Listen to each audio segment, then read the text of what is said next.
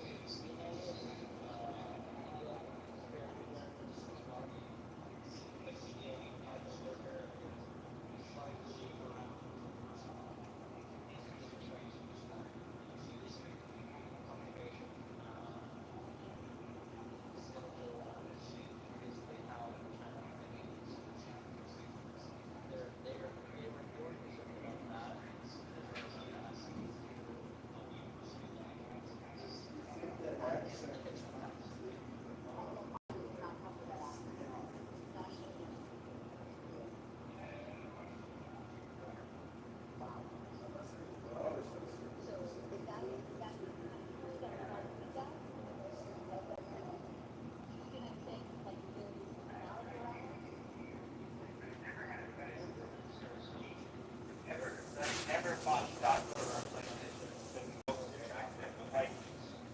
you ever been to Irvine? Okay, and if you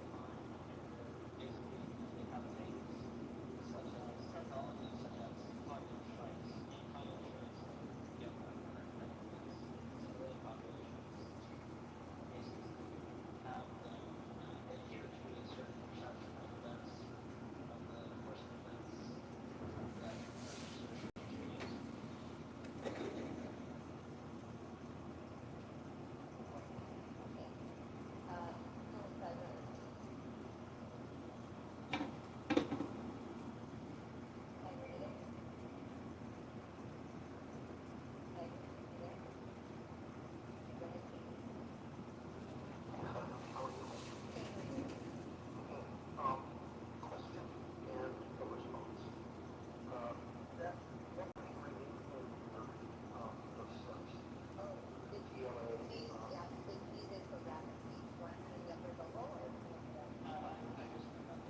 Oh, fantastic. On the look for it. Okay, response.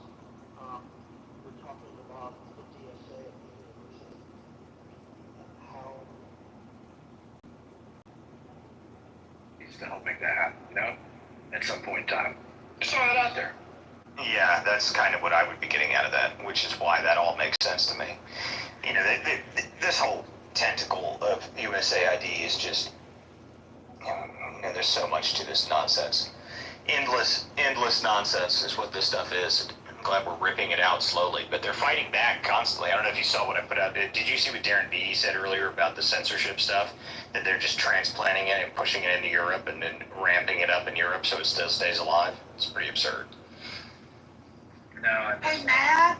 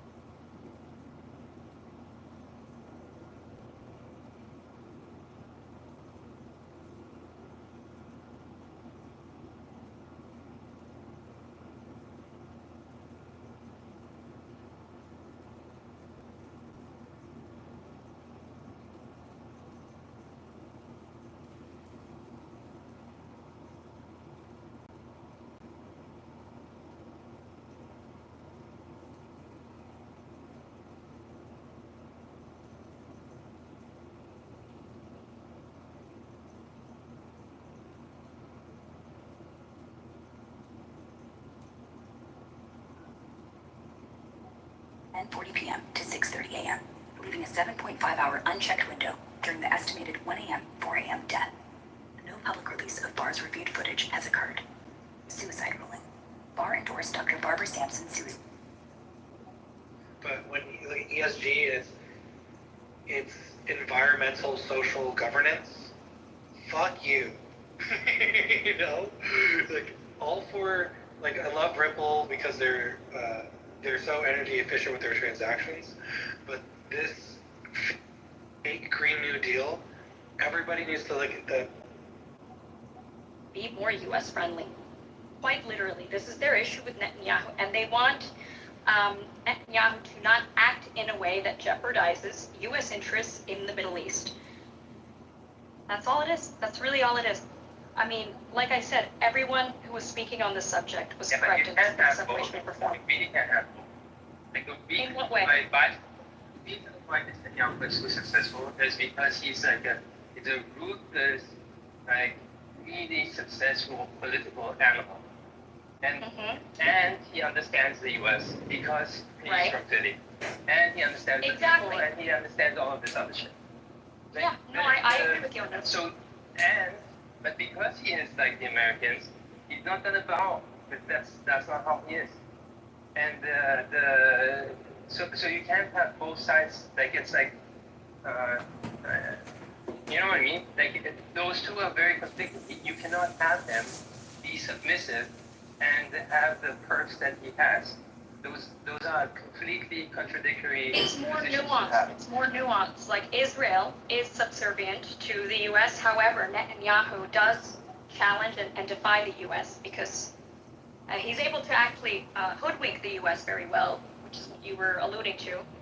But yeah, I think both can happen at the same time. I think that you need to sort of look at, like, we need to stop looking at Israel as Netanyahu's Israel and separate the two. I think it's very important. Samir, do you remember the old Knesset meeting that got leaked of Netanyahu early 2000, explaining how he can manipulate the American opinion? Yeah, I posted it. I know. Yeah, just to confirm what you're saying. Yeah, I mean, And you know what? Get this. And So I just looked at a new poll just the other day, and Americans are, they look at Netanyahu very unfavorably.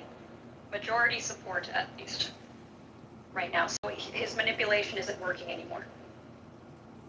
yeah, and the polls are down right now. I think at 38% of Americans support Israel. That's the lowest it's ever been. So wait. No. Okay, once again, we have to separate Netanyahu from Israel because American favorability of Israel goes up when Netanyahu is not included in the question. Americans view Netanyahu. Yeah, it will for sure. It's a war against Bibi. Exactly. Sauce is 100% right. Even from inside Israel, that's the point. Like when you have ex-prime ministers causing division amongst Israeli society and saying, oh, we're on the brink of civil war. Maybe Hosa can help me. What's the word for tahrid, Dr. Hosa? Like, instigating division or whatever. Like, many such cases in Israel. But you think most Americans think that? I don't think most Americans separate Bibi. Like, they don't care enough. You know what I mean? To be separating Bibi from Israel. Netanyahu specifically, they view him very unfavorably. However, when you ask them about Israel, the favorability goes up. Why do you think that is, Joa? Okay, I haven't seen that poll, but I'll take your word for it. So, Yeah, I think that's yes, I'm just curious of how much. They just look at Bibi like the leader of a political party. You gotta remember, this is America. So we just look at everything like political parties or movements or, it's just like a different flavor, like a Bernie Sanders or a Elizabeth Warren, or a Ted Cruz or whatever. It's just a different flavor of Israeli politics at the end of the day. That's honestly how most Americans look at it. Yeah, and I think, it's not I think, this is obvious, this is a fact, this is reality, that they want to scapegoat Netanyahu to whitewash Israel's image.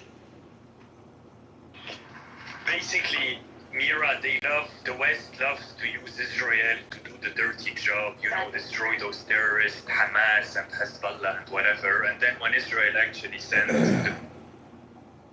I didn't dabble deep into Satanism, but I researched it.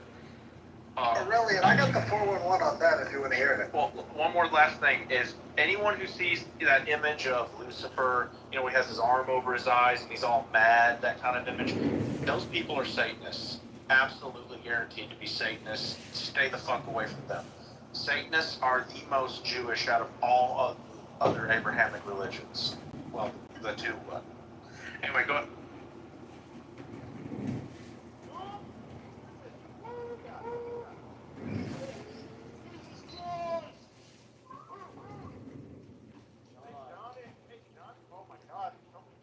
Well, how do you differentiate between a Christian Kabbalist and a Jewish Kabbalist? Wait, hold on. Don't let John come in and dictate. Okay? Check your brother, bro. Who the fuck are you? Are you Christian or not?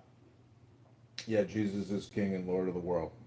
Wait, you an actual congressman? Hang on. Hey, Are you an actual boys. Need more ammo needs to warm up tonight. Good question. I mean, I've heard that the snake in the Garden of Eden was Jesus.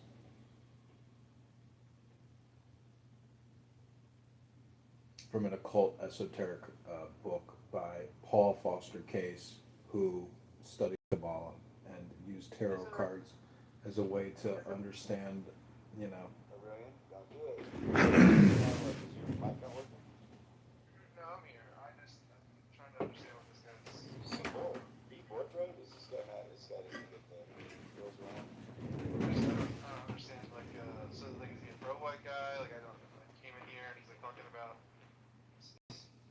Look, I think the title threw him off.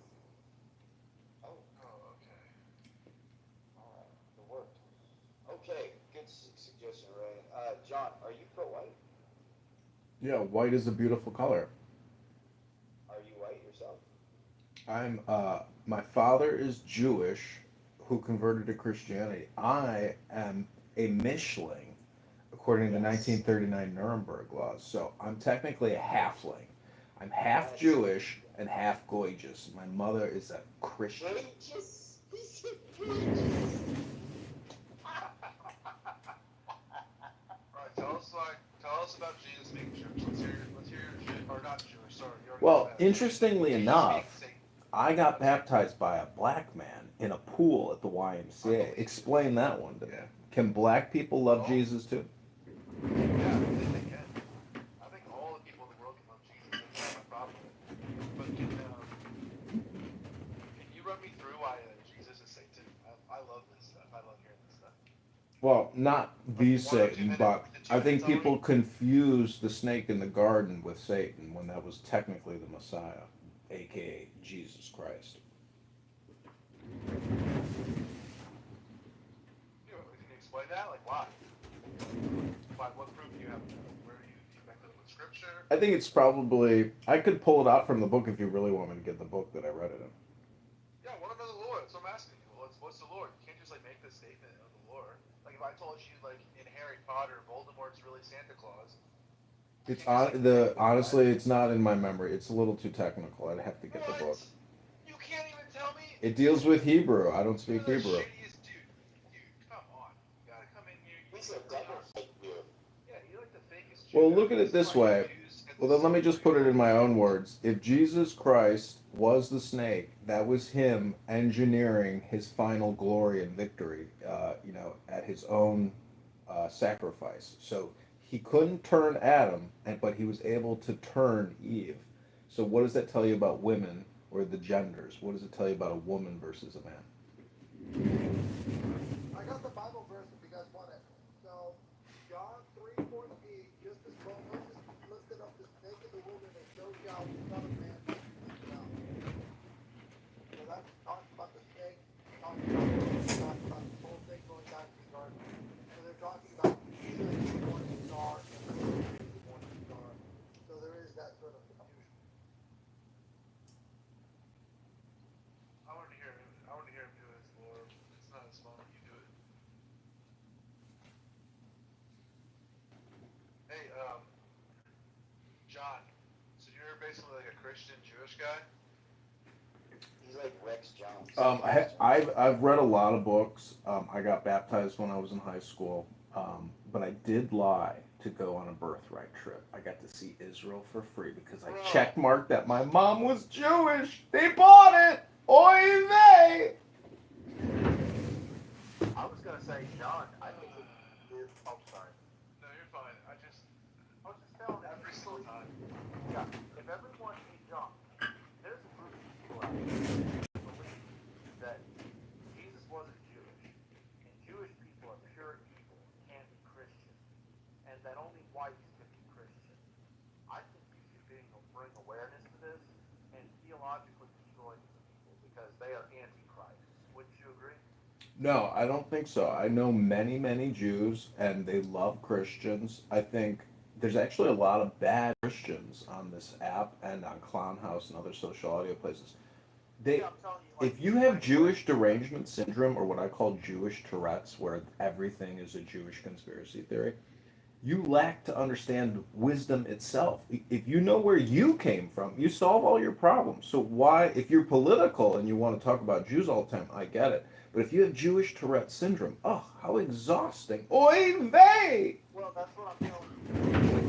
On the staff called Christian Identity, and what they are you ready for this? They believe that the 12 tribes or white Europeans, that Jews are the quote synagogue of Satan, and that their whole thing is they killed Jesus, and that's bad.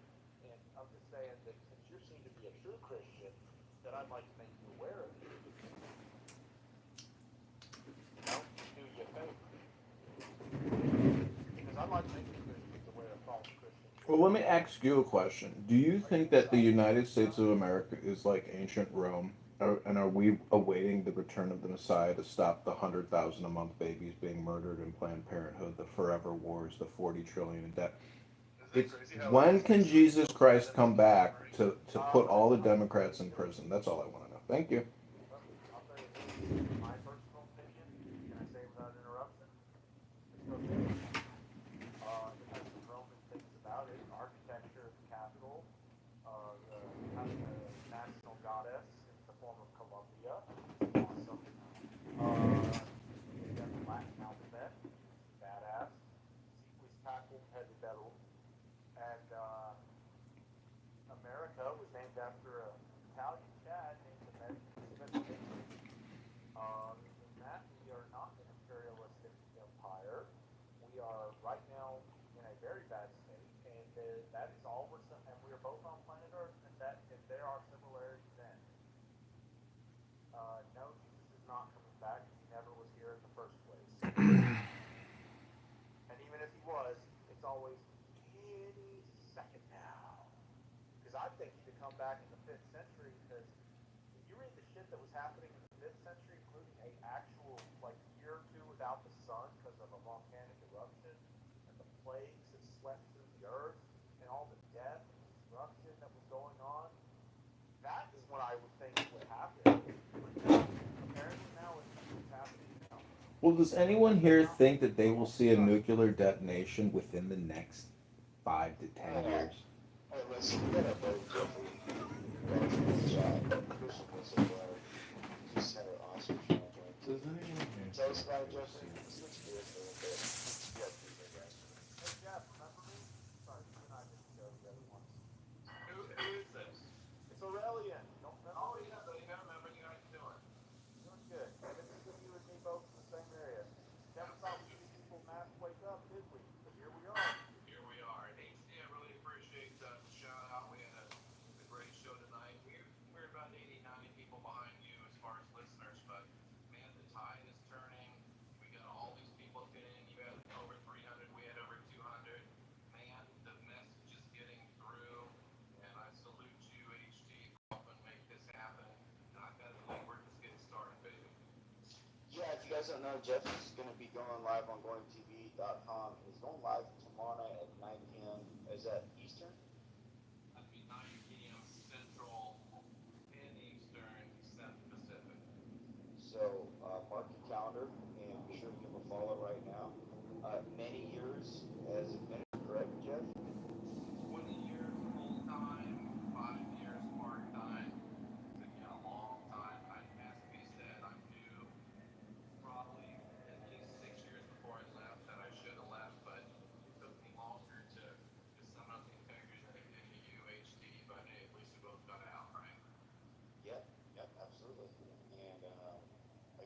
make a public apology to Jeff because his streams were tampered with. They knocked him off. Well, not they. Unrolled, knocked him off the homepage. Knocked me off the homepage. Knocked Paper Jesus off the homepage. Deleted all the Paper Jesus. Thank God we figured out who the fuck was going with it. God darn Christian. God darn our point.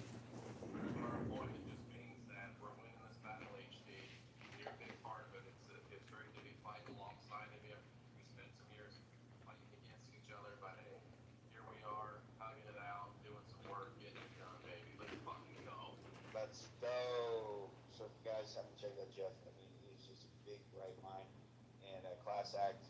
And he's got a nice wife too. I met him in person. We went to dinner together with Tom Bowie, Zach Logos, and all the guys that was up there that I'm friends with. And just a great time. It's awesome that we do these spaces, but it's even better when you do it IRL and you have a good time. And be sure to check out Jeff, give him a follow, and also get in his live chat on Going TV and support the show. And we appreciate your white power. Take care. Like just right before he left, yeah, Jeff and I did a show together with that Renegade guy. And yeah, Jeff and I had a lot of good conversations about Andy Abraham and Arizona. Yeah, we were ranting about how stupid everyone was, and like wake the fuck up. And, Wait, you don't like Abraham in the Bible? I think he's a pretty cool character. no, I know, right? I mean, I totally heard a voice tell me to kill my son to prove myself to that voice, and people worship me now. Oh wait, no, I'm actually stuck in the hospital. And for some reason, they put me in a straitjacket, man. So do you think abracadabra came from Abramelin, the sage, the mage, the magician? Do you think there's magic tied up in all this religious stuff? I mean, I'm going to tell you this. When your Bible tells you that you have faith the size of a mustard seed, you can tell a goddamn mountain to go hurl itself. That ain't magic. There ain't nothing. It's literally just spoken magic. So it's funny that Christians spent thousands of years, I'm going to rephrase that, hundreds of years burning women alive to quote magic when their whole book is full of it. It's basically, don't do magic without Yahweh's stamp of approval. So it's a Yahweh industrial complex. Pretty much. And yeah, I gotta ask, what do you think of people who burn Bibles and crosses and stuff? I'm not talking KKK funny crosses. I mean, like just throwing them in a fire pit. What do you think of those people? Are they hellbound sinners?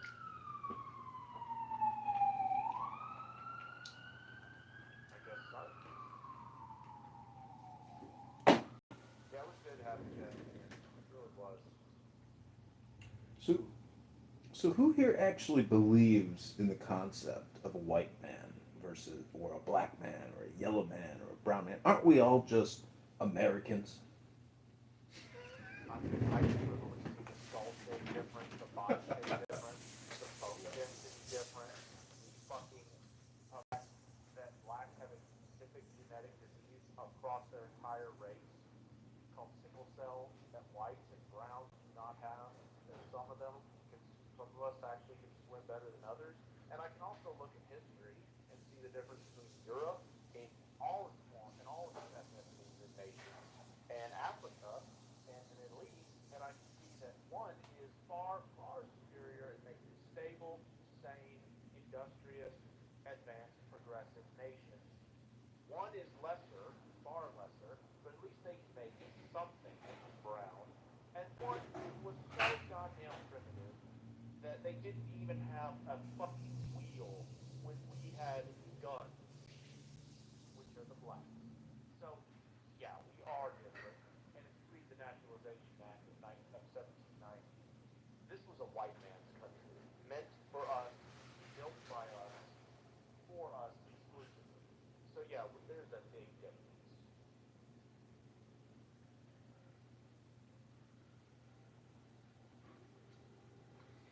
Are you a Zionist, John?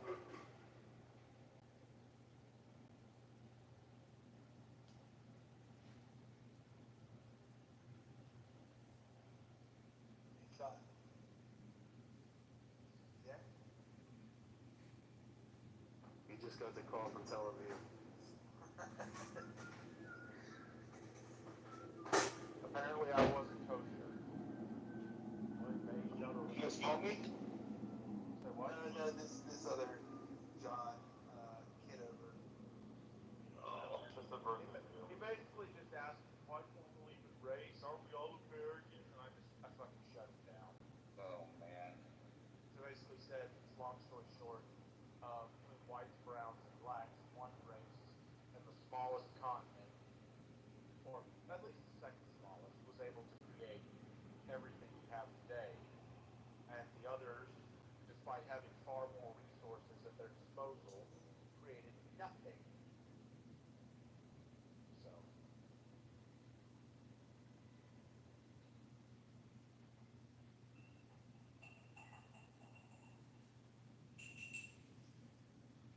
For some Christian blood. Oy vey, HD wants to kill white people! We're not cool. We've totally toned it down because we've had such better etiquette in spaces. Not jumping on against the road anymore. Exactly. I'm saying the N word a lot less. This is a healthy environment. This is a safe space for Christians.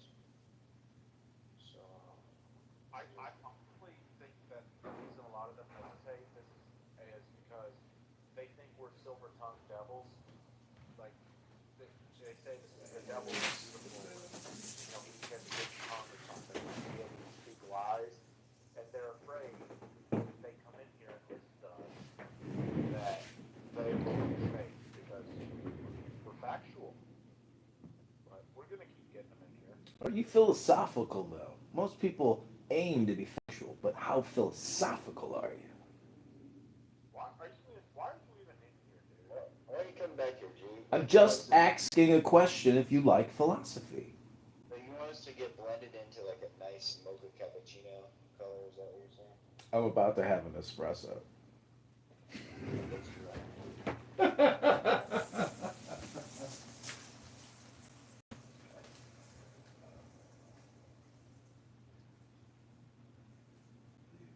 Hey, John, are you a Zionist? Are you a Christian Zionist?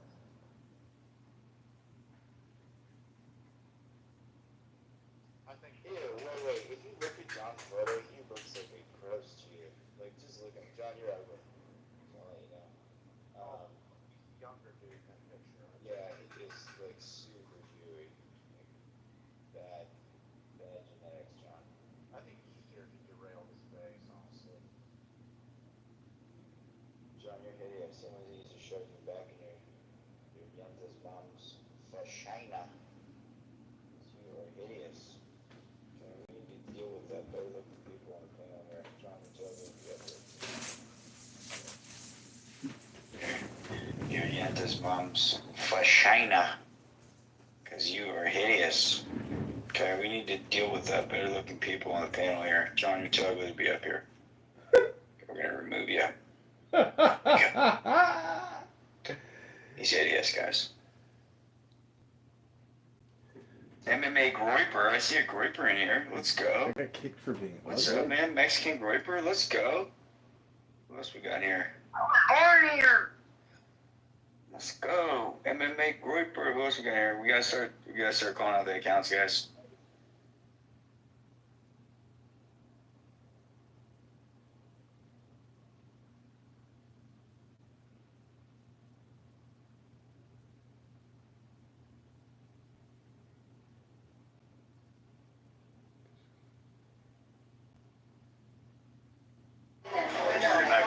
Okay, this is Jefferson Park News. We are being asked to leave. We cannot be here to witness the Republican election for the Cook County GOP chair.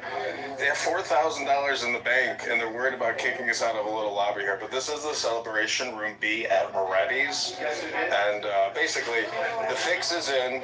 We already know who's going to be the Cook County GOP chair. And basically, it's going to be Aaron Delmar. So, I mean, they're going to have to call the police, essentially.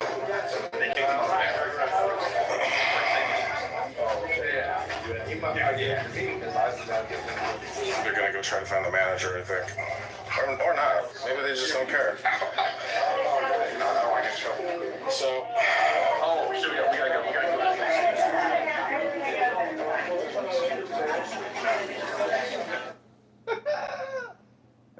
We gotta go. We gotta go. Was he getting all paranoid about?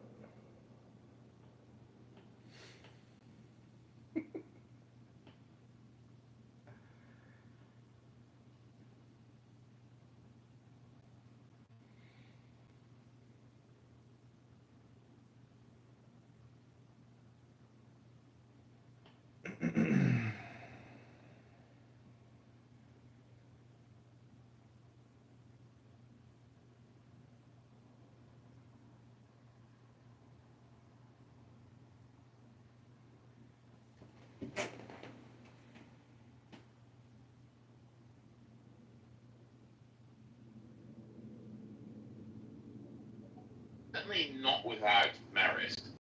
And I think Carlson was quite fair to him, but also, I mean, he needs to have a lot of exposure to him. He's just like, well, this person is attacking me, and I don't quite know why. But the thing, I think, Charlie, you sort of tweeted about this. The thing is, of course, it doesn't matter how right Tucker Carlson is how right Fuentes is, he's just, it's wrong. You're never going to get anywhere, No. through this channel, because I mean, for the sole reason that his loyal followers, they're too stupid. They're too vituperative. They're too just like. This is what we've talked about previously on these spaces. Is in all the IRL event gatherings, the grippers are hated by literally everybody. And every single faction, whenever they run into these people in real life, sees them for what they are. They're complete insufferable spurts. And yeah, all they do is cause discord, and they're fractious.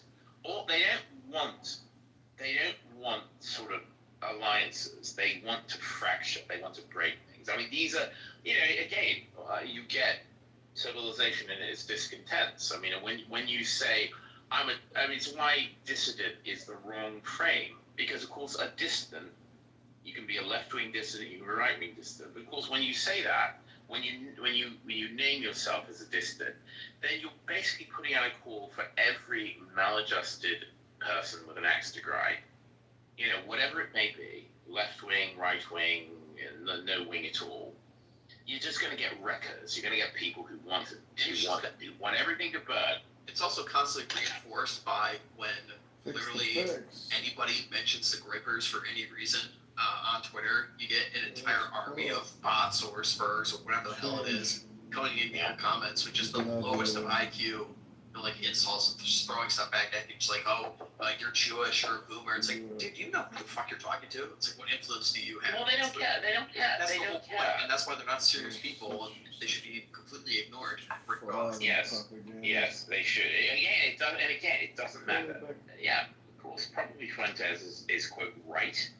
He's right.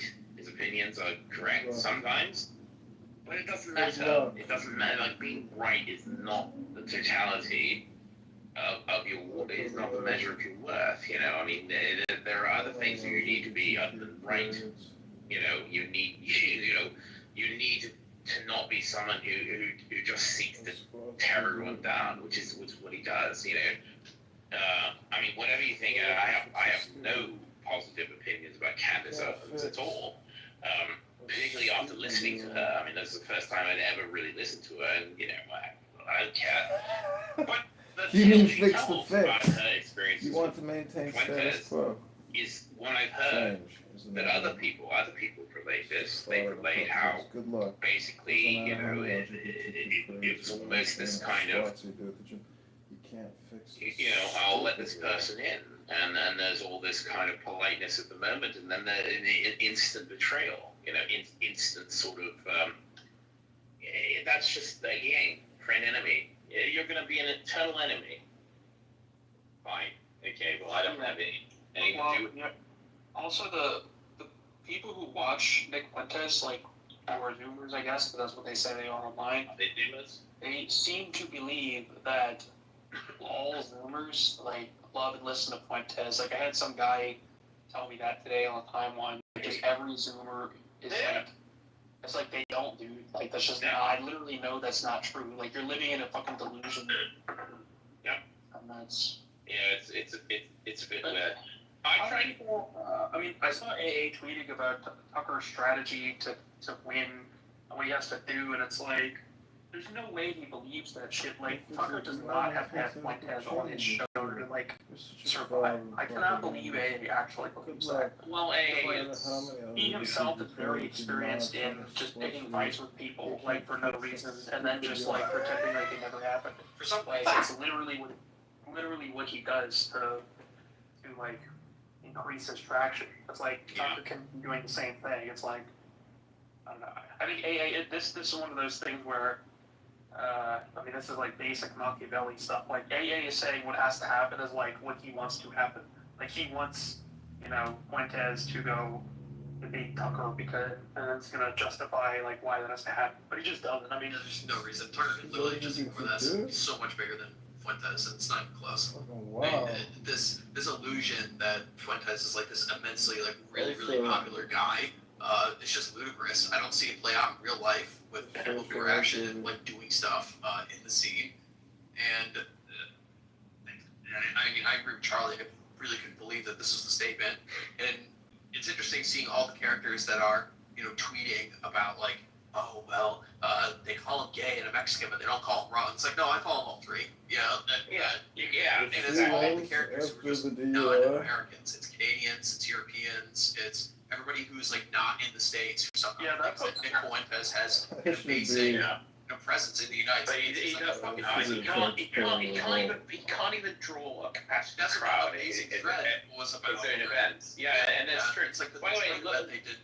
They got like 100 people. They had the fucking it's cancel. like OGC events have more people that show up than Nick Fuentes. Yeah.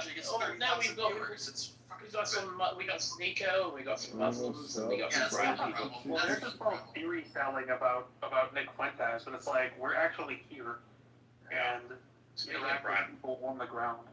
What? Speaking of brown people, look at the jumbotron. Look at this. Look at this. Look at it. Look at it. What is going on? What happened to it? I can't see it. I gotta pull it up on mobile. The fucking jumbotron was broken on PC still for some reason. What happened to it? What happened to it? Oh. Yeah, I don't know. I mean, but yeah. He's telling the kids about warning about Carlton. Do you actually do anything? Yeah, I mean, it's everything. It's the wrong side of the fight to be on. Like, there's kind of no reason to pick a side. Certainly no reason to side with Fuentes. I don't know, for some reason, it just seems common on foreigners. And then, like, I guess black belt is like the only American thing I take seriously. Right, people. For some reason, it's with Fuentes. But these people are hated and irrelevant, and they can't possibly make Tucker cave on anything. Like, I don't know, what are they saying? Like, They don't have any lever. They don't have any. he may or may not like fully be honest about his connections to the CIA. Like, no shit. Wow. Amazing discovery that Tucker might not be entirely honest about whatever his family's intelligence connections are. I was also noticing, like, people were tweeting about this years ago, that picture of him with the Contras, like, that was being tweeted about in 2023. Braddock, I saw you bring that tweet up, Charlie, that Braddock tweet from over 2 years ago, and it's just what is old is new again thing. And it's the same thing we were talking about the other night with fucking Black Belt going after Tucker for the Kabbalah bracelet. The Kabbalah, the string, Like, hilariously, of course, if you watch the entirety of the Candace Owens thing, she spent like 15 minutes talking about Kabbalah, talking about the evils of Kabbalah. So I don't really think Tucker Carlson is immersed in Kabbalah. And listen, whatever. I mean, fine. His father was a spook. Maybe he's spooked Jason. But I mean, he talked about this again. He addressed this directly in the Candace Owens thing. He said, "Look," he said, "people, whatever people believe me. I don't care. They don't believe me about my family, my father, my relationship with my father. Fine." But he said, "How can you?" I mean, he said, he said, "I got really upset." He said, "I'm viscerally like disturbed when people say that he's an agent, that he's a tool of the CIA, because he said that the CIA. I mean, if you listen to anything that he said, I mean, he is very outspokenly like critical, like deeply critical of the CIA and the CIA's mission. This really is one of those like watch what I do. Yeah, exactly. I mean, fine. Obviously, allegiances in the past, it's certainly possible. I don't know, and I put anything past any of the intelligence agencies. But I maybe I'm a sucker, but I do believe him when he says, you know, I'm seeing the light. You know. Yeah, the other thing I mentioned too about this, and I talked about this the other night, is I really dislike how people were just expecting Tucker to throw his deceased dad under the bus. Yeah. Well, it's like, what? You, like, random internet Anna person, you know, like, there's such a thing as, like, honoring your parents. I know a lot of people have, like, dysfunctional relationships with their family and stuff, and, you know, don't really think in these kinds of terms, but, you know, it's just like, well, what is Tucker supposed to say, like, about his deceased dad? You know, like, well, what would he actually have to say that would satisfy these people? It would just be nothing. Yeah. Yeah. I don't know. But of course, and the thing is, of course, they don't really like most of these people. They don't want explanations. They don't want like they just want to take people down. They don't care. You can kind of tell a lot of issues like this, the substance of the criticism. It's like, oh, well, what are you like really trying to get to here? It's like their argument is that, well, Tucker says XYZ thing about his dad, or didn't say anything about his dad in this case. Therefore, he's untrustworthy. Therefore, we can't listen to him. Therefore, he is controlled opposition. Whatever these like retarded terms that people are throwing around now at this point, it's like cope. It's like the term is just completely wasted at this point because it's devolved of our original meaning. But it's like, so there's nothing really substantive of your claims here. It's just discredit XYZ person for what is obviously ridiculous reasons, because nobody else in our entire thing is even talking remotely as half-based as Tucker Carlson is right now, inconsistently for like the last 6 months. Yep. So I mean, only Nick Wentz has ever talked about Jews or gay stuff or anything. You know, there's no other way to hear about that unless you're listening to him. Tucker Carlson couldn't possibly be like doing that because only Nick Fuentes does it. Yeah, right. Except of course, all I've seen in the past like month is like Israel mega boomers going after Tucker Carlson as being an agent of Iran and hating Israel and whatever. Because of course he brought it up. I mean, he did that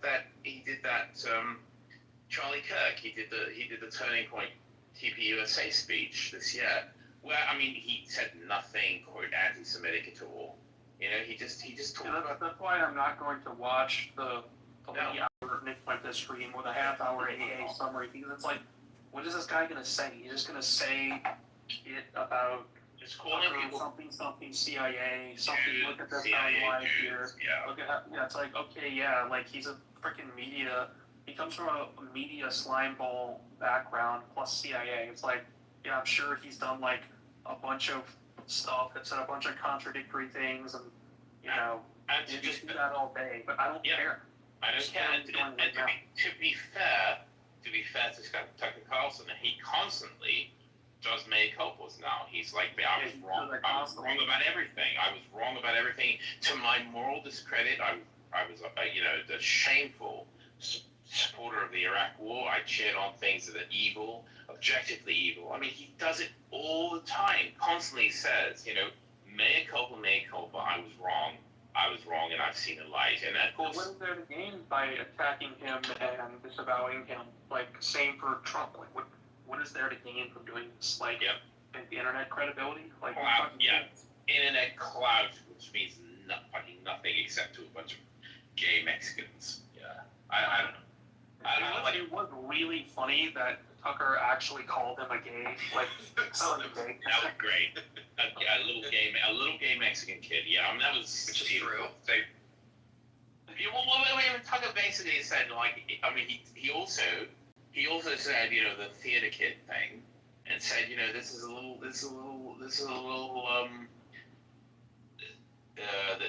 I can't remember how he phrased it. You know, this is a bit of a little gay kid, which is exactly right. It's like, I mean, the other thing about Remember, Matt, put it in your mouth, bro. put it in your.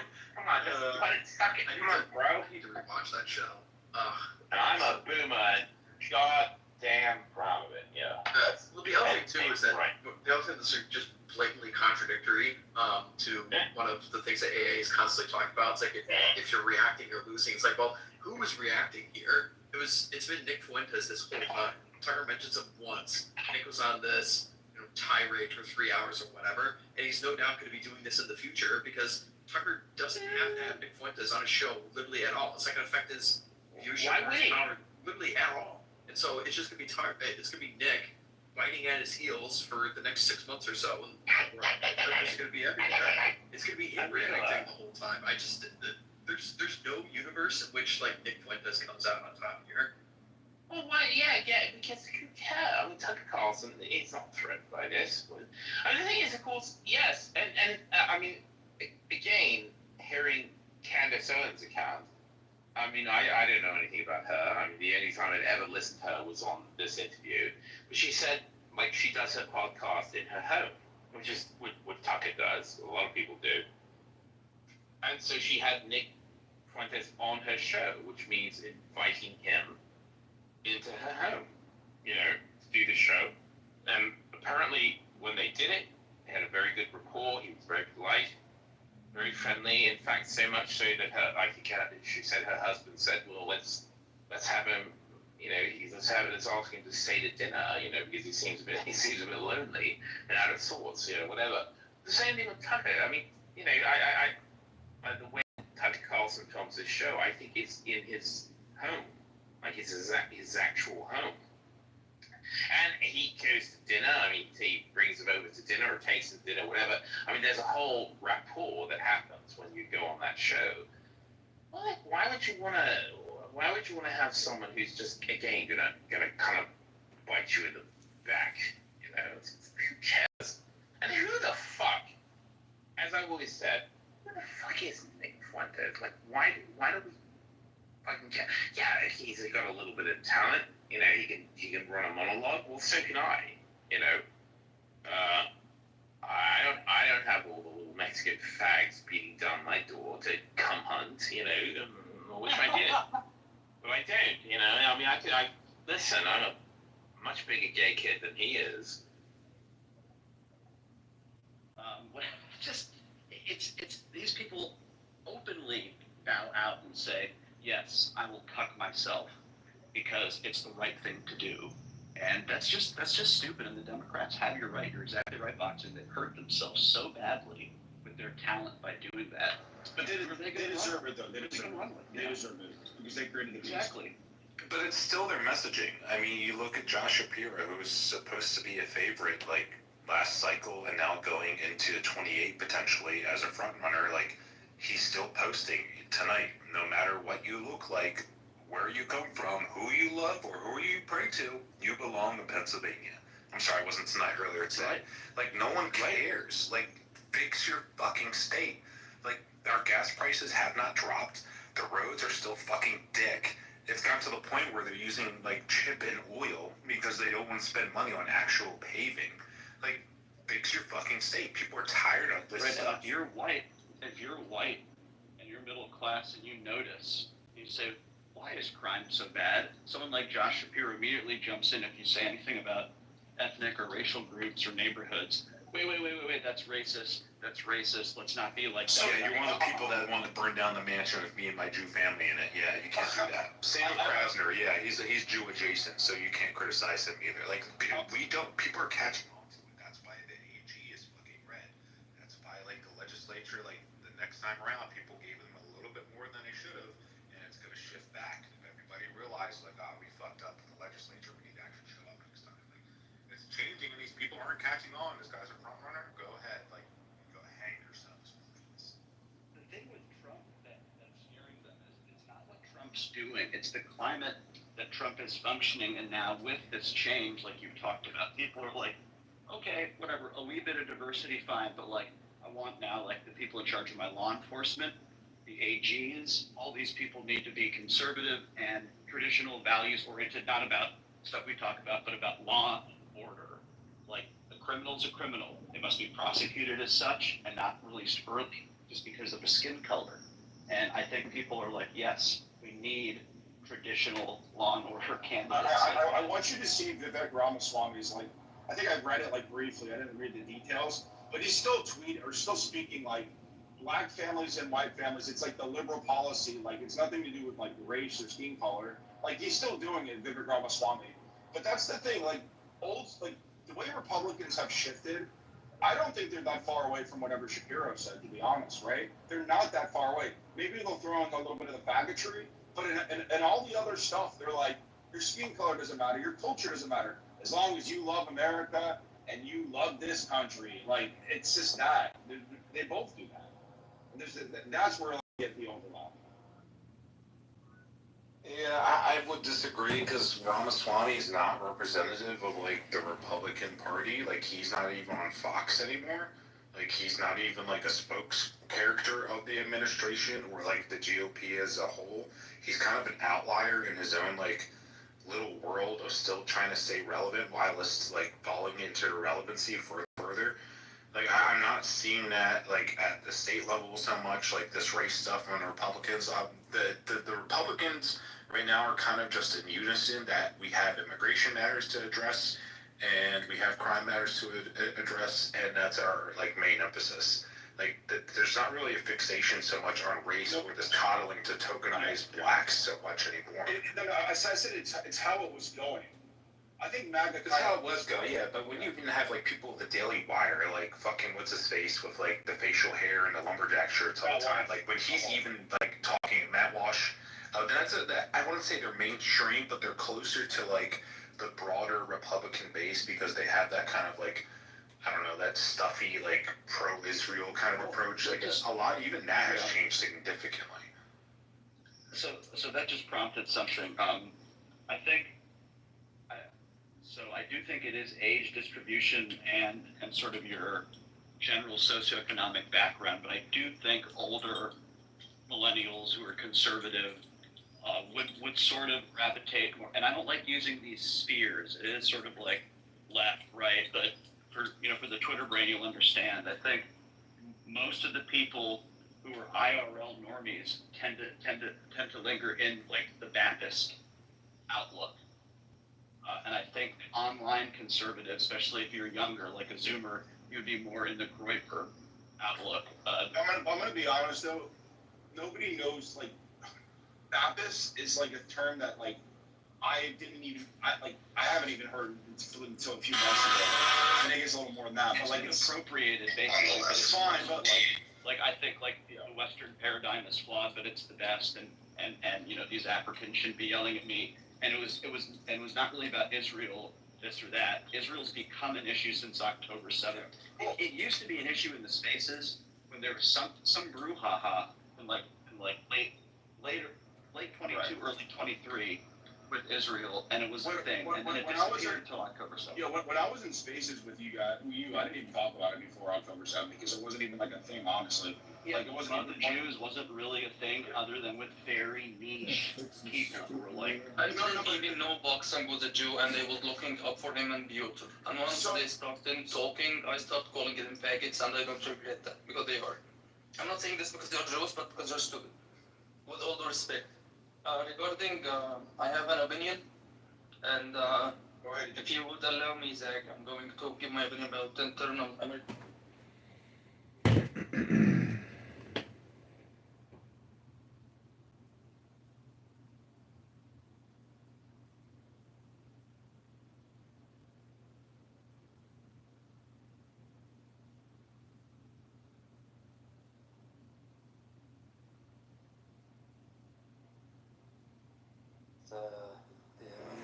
Do you like what this survey says? says that the critiques from the field, the methodological critiques, have to, with these studies, a meta-analysis and methodological focus articles highlight limitations in the classical homophobia arousal study. The Lord says, Mataha Parataram Nanat Kinchit Asti Dhananjaya. Impersonal Brahman is also supported by Krishna. Brahmano Pratisthaham. Therefore, in all ways, Krishna is the supreme reality. One whose mind, intelligence, faith, and refuge are always in Krishna. Or, in other words, one who is fully in Krishna consciousness is undoubtedly washed clean of all misgivings and is in perfect knowledge in everything concerning transcendence.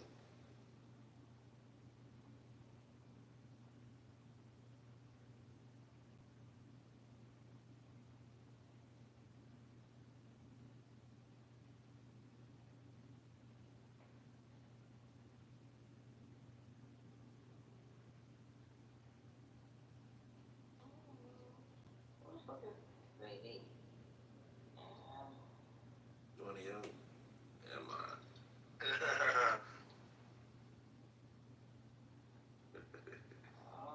mine. Chief, they are yours. I guess Roger Mayhem movie by Mojo.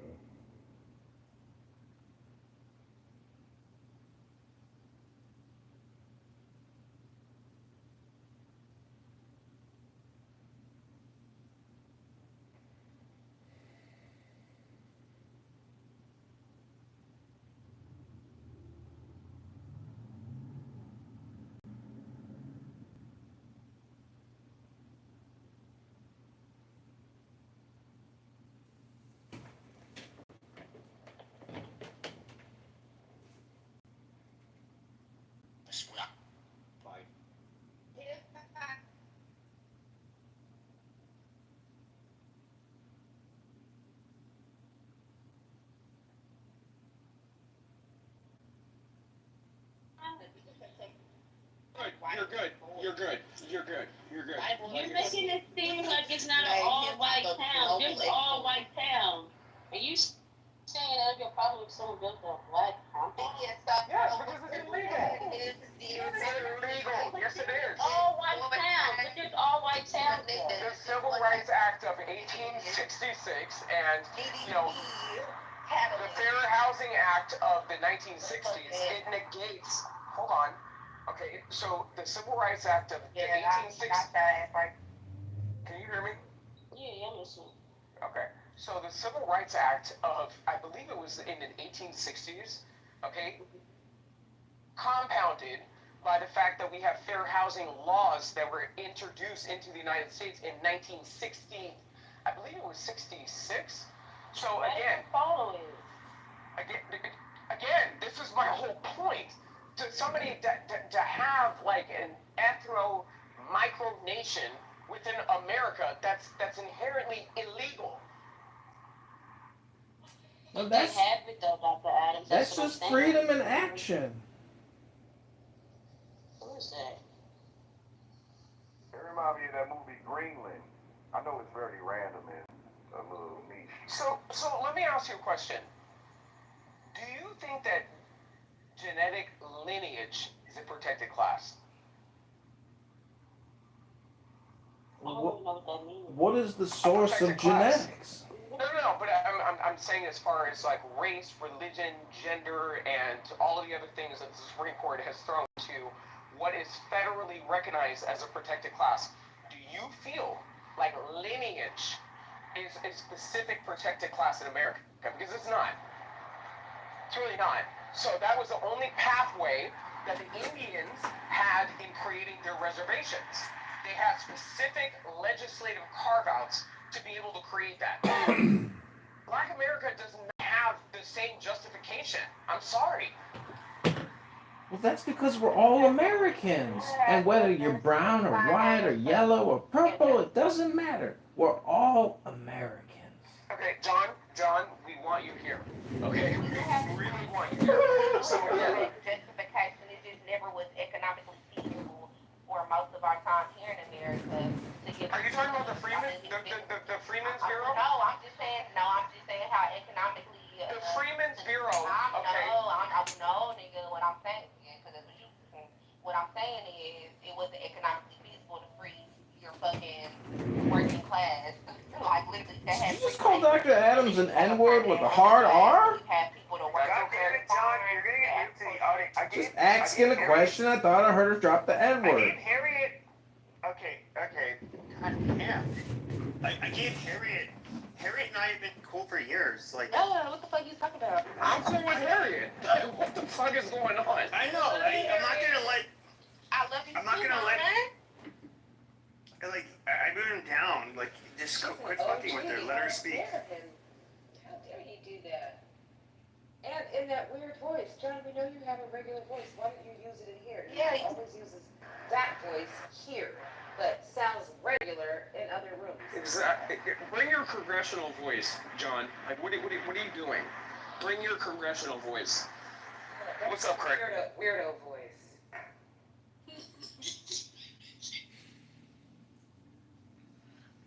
Who do I have blocked in this room? Because I don't really block too many people. Probably John. Yep. Yeah, because he just comes in. Sometimes he plays like this hypnosis guy. He'll come in and like just play some like, oh, I'm doing the hypnosis. No, them fucking bells and shit. They're fucking bells. I'm telling you, listen. If y'all are wondering why I went after fat women, I think that John engaged in some type of hypnosis with them fucking bells, okay? And had me attacking fat women like it's crazy. Nah, you just don't like fat women, bro. That's just No, you're right. We're from Orange County. I'm not gonna. We don't have sex. I'm not gonna lie. I made it weird, but there's like some fat women where it's just like their face is gorgeous and still like with your gorgeous face, then like the women that get, I don't know, they got like a gastric bypass and like put fake boobs on their body, like it.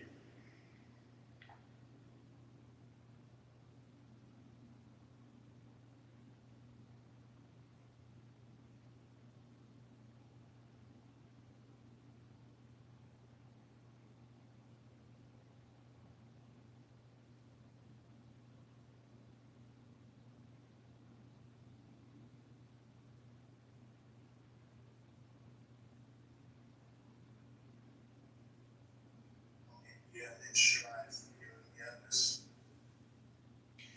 True to self, my God, teach me to be true to myself, not let me be swayed by the approval or the disapproval of others. Let me learn to depend on no one but you and to look nowhere but within to come to know my true self. You can make anything up you want. That's not making it up. Those are measurements of the You sky. are wrong. No, that's measurements of the sky. Like if I say, yo, Yeah, I know. Hold on. See, this is what I'm saying. Every single time I go to refute you, you just interrupt. When I say you have direct measures of the sky, and you say, oh yeah, we can measure parallax, right? We can measure a rotation like Michelson-Gale, who measure the sidereal rotation due to interferometry that aligns with the sky, right? Different things align with the sky, but we're looking for direct measurements of the Earth, like if we were going to use interferometric measurements to see orbital motion, and they can detect this along curved paths and linear paths. So when you say parallax is evidence, I will agree that it's evidence relative to something else, right? There is parallax position change, but it's not exclusive to heliocentrism. So it isn't. What is parallax? I don't know why I'm getting muted, but it's not. It's just your position relative to distant stars. You see the stars shift. So It's either because Sacred, let me ask you a question. This is just a basic diagnostic. What is 100 times 1,000? 1,000 plus 2 zeros. So what is 500 times 1,000? 500 plus 3 zeros. So what's the final I don't know what number? this has to do with anything. What we're talking It's about. just a diagnostic question. I'm just trying to figure out how good you are at maths and stuff. So. Regardless, let's just assume that I suck at math. That's why I ask PhDs to help me out with some of these things that I don't know. and they all have right, a correct measurement of Earth's orbital motion, and I'm saying we should just consider. Well, it's a little bit trolly to ask such questions, but it's not completely like out of like there are some simple things. Like Sydney asked a question the other day that I thought it was like, hey, 8 times x equals 24. What is x?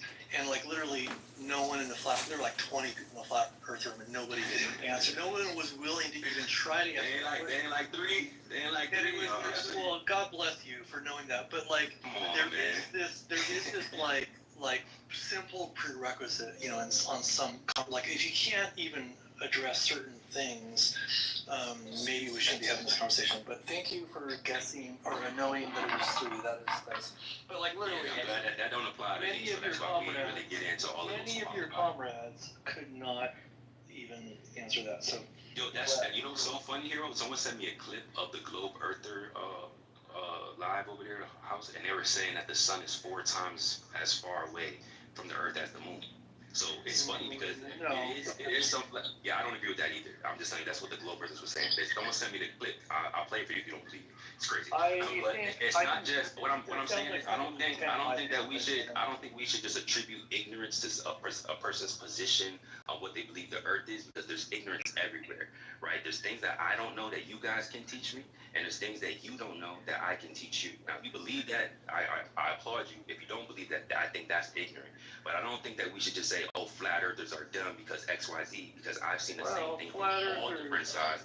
And we're not trying to label, and and be bigoted versus anybody, bro. Like, we shouldn't have to do that to discuss science. If you don't have to do that. Look, if you doesn't think, apply here, if you think that there's a difference between the fact that like we see the stars wobbling annually, and there's a difference between like whether you think if we are moving around the sun, if the Earth is moving around the sun, that completely explains those observations. No, it doesn't. And it does. It doesn't, because they have hold that thought. You can tell me why it doesn't in a second. Okay, you got it.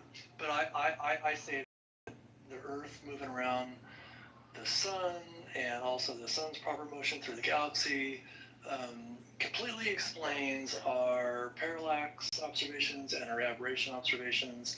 Now, you could think that, in fact, the entire universe is wobbling around us, and the sun is wobbling around us, and the parallax and the aberration is just some weird conspiracy for the universe to look like we are revolving around the sun. You're free to think that, but that's absurd. Now, why do you think what I said was? You said something was wrong. I'm curious about why you think it's wrong. Because in order to explain these wobbles, we gotta say that Earth is wobbling 3 different vectors on 3 different axes along 3 different time scales, and there's no explanation for these different wobbles. There's the Chandler wobble. Hold on. There's a Chandler wobble. There's the precession. There's another actual wobble to explain these anomalous star positions, and they don't really have any real mechanism for it, right? But we have mechanisms for all these things. The point is we're looking for exclusivity, right? You can believe in your dark energy and your dark matter, something that you never quantized, observed, measured, or figured out what it is in relation to your mechanics behind. We're not talking about dark energy or dark. Yeah, we are talking about that. Hold on. You just was talking about anomalies. We weren't talking about wobbles. We wasn't talking about wobbles, and you weren't bringing up wobbles. So this is what we're talking about. We're talking about anomalies and all these different things that need to explain. I was making a side point. I know it's uncomfortable. Bro. Relax, bro. Relax. Why every time you do this? Every time you interrupt, why do you do this? Stop it, bro. I'm gonna give you the mic back. Because you made a very inaccurate statement. You said that you started talking about dark energy and dark matter. Dark energy and dark matter are things. They have nothing to do with our motion around the sun. That you bring those up now is evidence that you want to talk about irrelevant stuff because you can't handle the stuff we're talking about.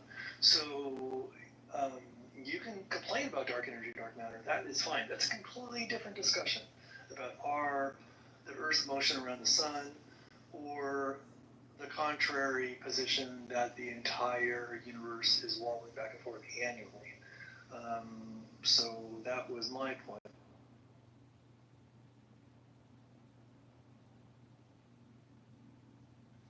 dark matter and dark energy, that kind of stuff comes up when you don't have anything simple to talk about. Like we were talking about a simple thing about orbital dynamics, but you had to go somewhere else because your point is weak and dumb.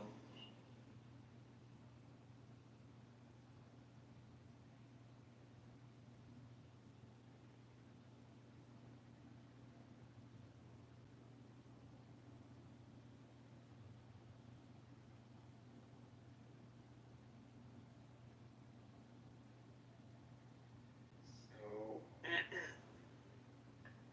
and you can come back up.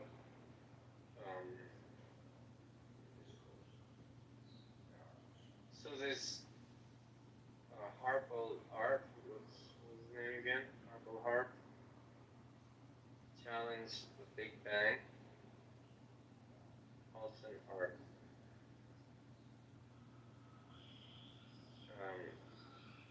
Seems to be a Harvard person. The Big Bang, by the way, is very challengeable in my book. The Big Bang is very different than the sun's motion around the Earth's motion around the sun, those things are very distant and more speculative, and they can be challenged. I have no problem with those being challenged. Our standard models or standard theories about that sort of thing are really like on the edge of what we know and don't know.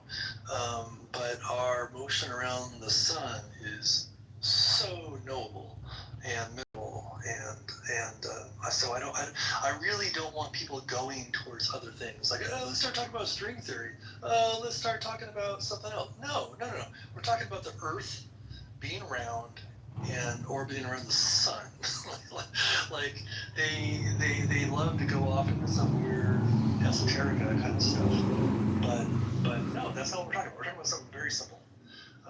Either the Earth is moving around the sun, or the entire observable universe is wobbling every year, and spinning and doing weird shit. That makes that's indefensible. But when pushed, they want to start talking about other things that are legitimately more speculative. I mean, like dark energy, very speculative. Dark matter, a little less speculative. The Big Bang is, it's cosmology. This is very different than orbital dynamics. It's quite a bit out there. So what I linked up of the room is creation.com. They're commemorating his passing. I know open the link. I wanted to answer the title or discuss the title in reference to Aleister Crowley's Rights of Man.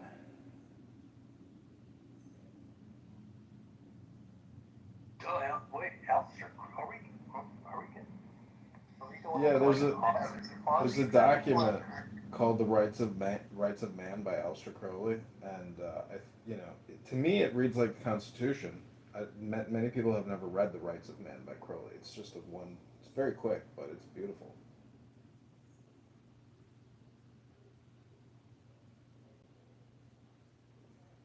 I'm not trying to take away from what Alfonso is. Are you an occultist, or what's your relationship? Yeah, I mean, I've got a lot of occult books, but I'm not in any kind of organization. I'm a book collector, so I like reading books and putting the books on YouTube. Especially Puranas. What was it? I can't remember the name of the books you keep quoting. Puranas? What was it? Tanya? No. Hurrah tribe? You mean the tribe of people? What are the books that you always quote? The Tao Te Ching by Lao Tzu? Oh, the Tao, yeah. Yeah, the Tao is a great book. I think that is like a fantastic compression book. These Christians today were yelling at me because I was saying the Tao is like a logical compression of the Bible, and they were like, "No, it's not." There's a bookstore locally called the Psychic Eye in Los Angeles in the Valley, and I just imagine that all the books there are all the ones he has in his library. It's all like the Crowley and this, the Manly P. Hall and the Secret Teachings, all that stuff. The Manly P. Hall stuff is amazing. During the 20s, really, I would say like 1860s to like 1920s in America, that was like a huge period of like spiritual enlightenment. Biggest building in Chicago, I have it on a postcard, was the Freemason building. So that type of science fiction became very popular during that time window. I think about it just in this period of like fetishy, esoteric, kind of like ancient wisdom and this weird searching for meaning. What was that? Hail Norma. So I think Roger, aka Mojo, got clipped. I don't know if you have his. I think you said you text message him, but I'm so disappointed because today was. I'm in a room right now. I can leave that room. Yeah. Y'all did ask me, especially you, Dip. My bad. I liked him a lot. I know you guys didn't get along. No, we were. You have no idea. I just filmed a Clubhouse with him for like 2 weeks straight. I couldn't pull myself away. And he allowed. He was inclusive. He included me in every conversation. Oh, good. Yeah. Oh, good. I thought you guys had tension, and that changed. No, he's very. He's got a great sense of humor, and He's cool with it. He likes like exhibitions, like wrestling. yeah, he does. I mean, he talks about sports and wrestling a lot. He loves that shit. Yeah.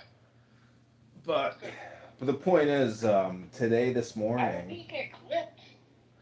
Um, I don't know who the reporter was.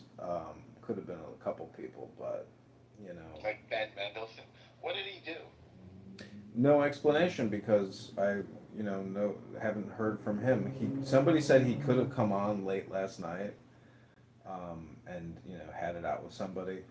But Bima, I don't know if you know Bima, the Yes. Free Palestine girl. She messaged me, took a screenshot, telling me something like, "Don't sell your soul for money and work with Roger Mayhem. He's a bully and a misogynist and this and that." And then, so it could have been her, it could have been somebody else, but who knows? I mean, she started trying to be nice to me, but I wasn't having it. I assume she's a black girl. No, she's white. She sounds white to me. I think she Something dates. going on there. She There's dates a black guy. Something going on. Huh? She dates a black guy. Has dated many black men. Really? She got open with you? I mean, I've been talking to that girl for years. Really? Yeah, but I had, you never know who somebody is until apparently the Jews come up. And, people use Jews as their scapegoat. It's wild. If you, No kidding. you're not using X, I doubt you're using X, but I mean, you think Pepe's? Oh, you do? Yeah. Oh, well then you should go in these Jewish question I rooms. was one of the first. I was like when they launched Twitter at South by Southwest. Mm-hmm. That's when I started using it. I was like one of the first, I don't know, handful of users. Really? What's your profile? What? What's your profile name on there? Reb Norman. Oh, let me see it. So you're old school Twitter. Yeah, but I don't use it very much. I don't know. I don't use it very much. I like X better. It became sort of bad. Yeah. I remember my first tweets. I was like looking for somebody nearby that I knew had Twitter. You know what's I was interesting? like working for MTV. What? If you go to people's replies, that's where I find it to be the most interesting. Yeah. Because it's just like people are replying to content as opposed to like posting content. Yeah. Luby Facts, yeah, you had some interactions with Lou Facts. Good one. No? Yeah, I mean, it's a big platform. It makes Clubhouse dwarfed, but The whole world is using it. yeah, it's big. And the thing about Grok is, like, I'm integrating Grok into all my communication all the time, and asking Grok. I just say, hey, Grok, tell me what the debt's going to be over the next 10 years. Tell me what the interest payment is annually. Things like that, or calculate this, calculate that. And it's good. Yeah, it's unbelievable. Really? And the I like coolest. it. I should use it more than ChatGPT. Yeah, because it integrates with your X, so everything you Grok, you just post it. Why do I want to do that? Because you're creating content using it, like valuable content for yourself and other people who, aren't asking these difficult questions. Just, you think these flat Earth people on here are using Grok to, test their theories? I mean, it's a great place to get curated responses. People in these Jew hate rooms, they are using Grok audio and asking Grok questions about Epstein and this and that, and they're basically producing AI shows using AI responses. What do you mean? There's this Jewish. Are they really doing that? Yeah, people barely talk. The mods are just using Grok to create audio, response content, and In what room? on X in an Epstein file room, yeah, X Spaces. They're generating audio using Grok. They're not talking. Yeah, they're doing prompts and then playing the audio from the prompt, and then no, they're talking. They're doing follow-up conversations. But I'm just saying, to me, it's crazy to sit there to listen to somebody play Grok audio. Is it good? No, to me, it's just it's like Clubhouse. It's never-ending schizo conversations about Epstein and About nothing. yes, there's shows about nothing. I mean, it's insanity. Like I'm giving up on this. Like I have to shut this shit down. And literally, because I have filmed Clubhouse for the past 30 days, and I have thousands of videos that are unlisted and private. So like I'm going through about 15 phones right now, and going through the YouTube pages and doing mass, select all 50 plus videos at a time, turn from unlisted to public. So I want to like clear my cache, and then get back to reading books, and then work on communications with the campaign and create videos for the campaign. So and do more organizing. Okay, yeah. I support you in your next endeavor, and I also understand your love-hate, ambivalent, like connection to this toxic layer of communication. Well, and I know that I know that you know that I'm having the same sort of push-pull, love-hate right thing. I mean, I was just in Amir's room. They are really stupid people. Talking to really stupid. Well, I like to ask people now a quick diagnostic. I say, what is 100 times 1,000? But somebody in this other room made it even simpler. They say, just say 8x equals 24. What does x equal? And most people can't even answer that question, though. So the trick's on you as a user to realize, oh shit, I'm in conversation with very stupid people. So, the thing is, I think it's a content generation platform, and like, it's maybe you don't want to do it, but like, I can't understand why you don't kill two birds with one stone when you're here and just film the experience and make a movie out of it. It doesn't even mean you have to release the film, but that opportunity, to use this as a creation, platform. How much of me do you have? You're in a lot of my conversations, but so is Pepe, so is Mojo. I mean, these many years I got. Pepe's an interesting, weird communicator. He's relentless, which is that's his quality. Yeah. What? No, I agree. He's got a lot of energy. trying to figure something out, you know. Roger, well, I know him personally, so I don't want to say much because I don't want to be indiscreet. Pepe, I'm completely speculating. But, I mean, I'm sure that's not his real name. No. Were you here when it was all real people? I joined this, I think, in like November 2019 because this guy Todd That's that I know. before. Yeah, he was telling me That's when Elon. it was exclusive. Yeah, Elon Musk was on here. yeah, I got the invite from my friend, but I never got to hear Elon speak. So I did. yeah, well, if you go to Elon, Zuckerberg, oh Weinstein, really? yeah, Snoop Dogg. What's his name was around all the time? MC Hammer, the real MC. It was crazy.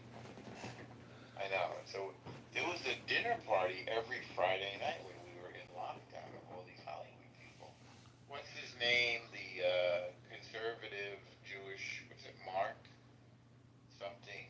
The A24 is it? A24 is he the financier? I don't know that one. There are these two big VC guys. Oh, Mark Andreessen? Yes, I think so. Yeah. He was supposedly he's like the anti-Trump, financier, the big lobbyist. I thought he was the pro-Trump guy. I'm thinking of somebody who's pro-Trump. Oh. Who's behind this app, and his wife is black. His wife is named Felicia. Oh. Maybe I got my names mixed up with the guy from LinkedIn, whatever that guy's name is. Reid Hoffman? Oh, Yeah, Reid Hoffman, you are. Yeah. Yeah, Andreessen is pro-Trump and Hoffman is very anti. He funded E. Jean Carroll's lawsuit against Trump. I know E. Jean Carroll pretty well. My family knows her, and I've texted a lot with her, and she tried to find me a match. And she's been bragging about her liaison with Trump for, I don't know, for decades. And then suddenly Reid Hoffman said, you should sue him. And she did. And she wrote a book about it. E. Jean Carroll, she was a columnist, I think, for Elle. And then she started up her own business called Talkify. Like a sort of a text message matchmaking business. I used to live in Los Angeles, and I was at the Beverly Hills Hilton, I think, or Bel Air, whatever that was, where Whitney Houston. No, anyways, the point is. The cute place up on the hill with the little ponds and everything hidden away. The Hotel Bel Air. Honestly, I think I might have been in Century City, but anyways, the point is, I met this beautiful Persian girl named Sarah that I was dating, and at that event, I'm walking through the lobby, and Sheldon Adelson, on a scooter, like a three-wheel, mobility scooter, flies. Like what are those things called? Like a rascal. A rascal. He was on a rascal, and he had his cane, and he literally almost ran me over, and I jumped back, and I was like, oh my God, that's Sheldon Adelson. And, but yeah, it was some kind of Friends of the IDF event, maybe? I can't remember what it was. That's wonderful. You know, Abby worked for him. Oh, wow. And is friends with Miriam. Wow. Don't use that indiscreetly. No, I won't. Yeah. I mean, if I would have tried to guess, that's who I would have guessed, but because big gaming is so huge, But anyways, that's interesting. If you were trying to guess what? Like what her career, who she worked for. I never Googled her, but she's a great woman on this app. She brings a great, perspective. She's amazing. I've had dinner with her a few times. Is she? And we talked. What was that? Is she single? Depends.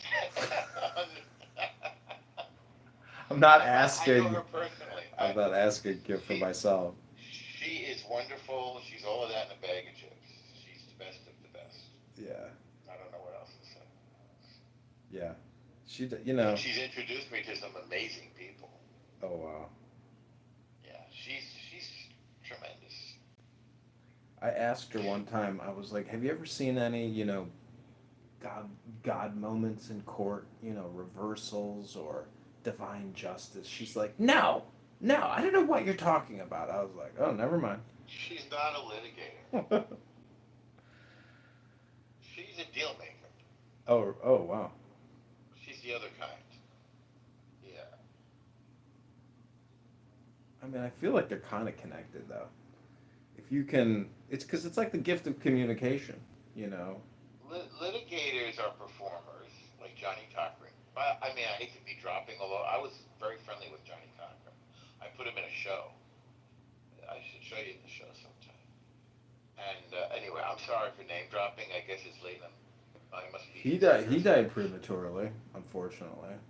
Yeah, he did. But I don't know. Maybe he was paying some sort of a price. He had a brain thing and just boom, right?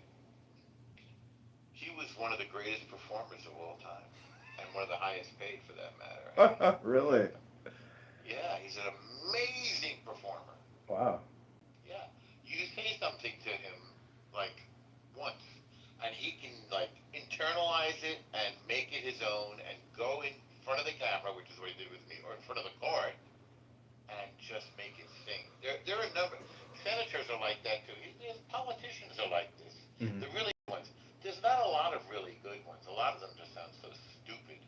I'm trying to think of a great one. Some of the great. Well, I don't know. I mean, if you know John Kennedy, right? Mm-hmm. The Louisiana senator right now, Mm-hmm. the old guy, the funny. I mean, I think he's pretty good. Who's really, really great, gifted, like politician? Well, Obama was really good.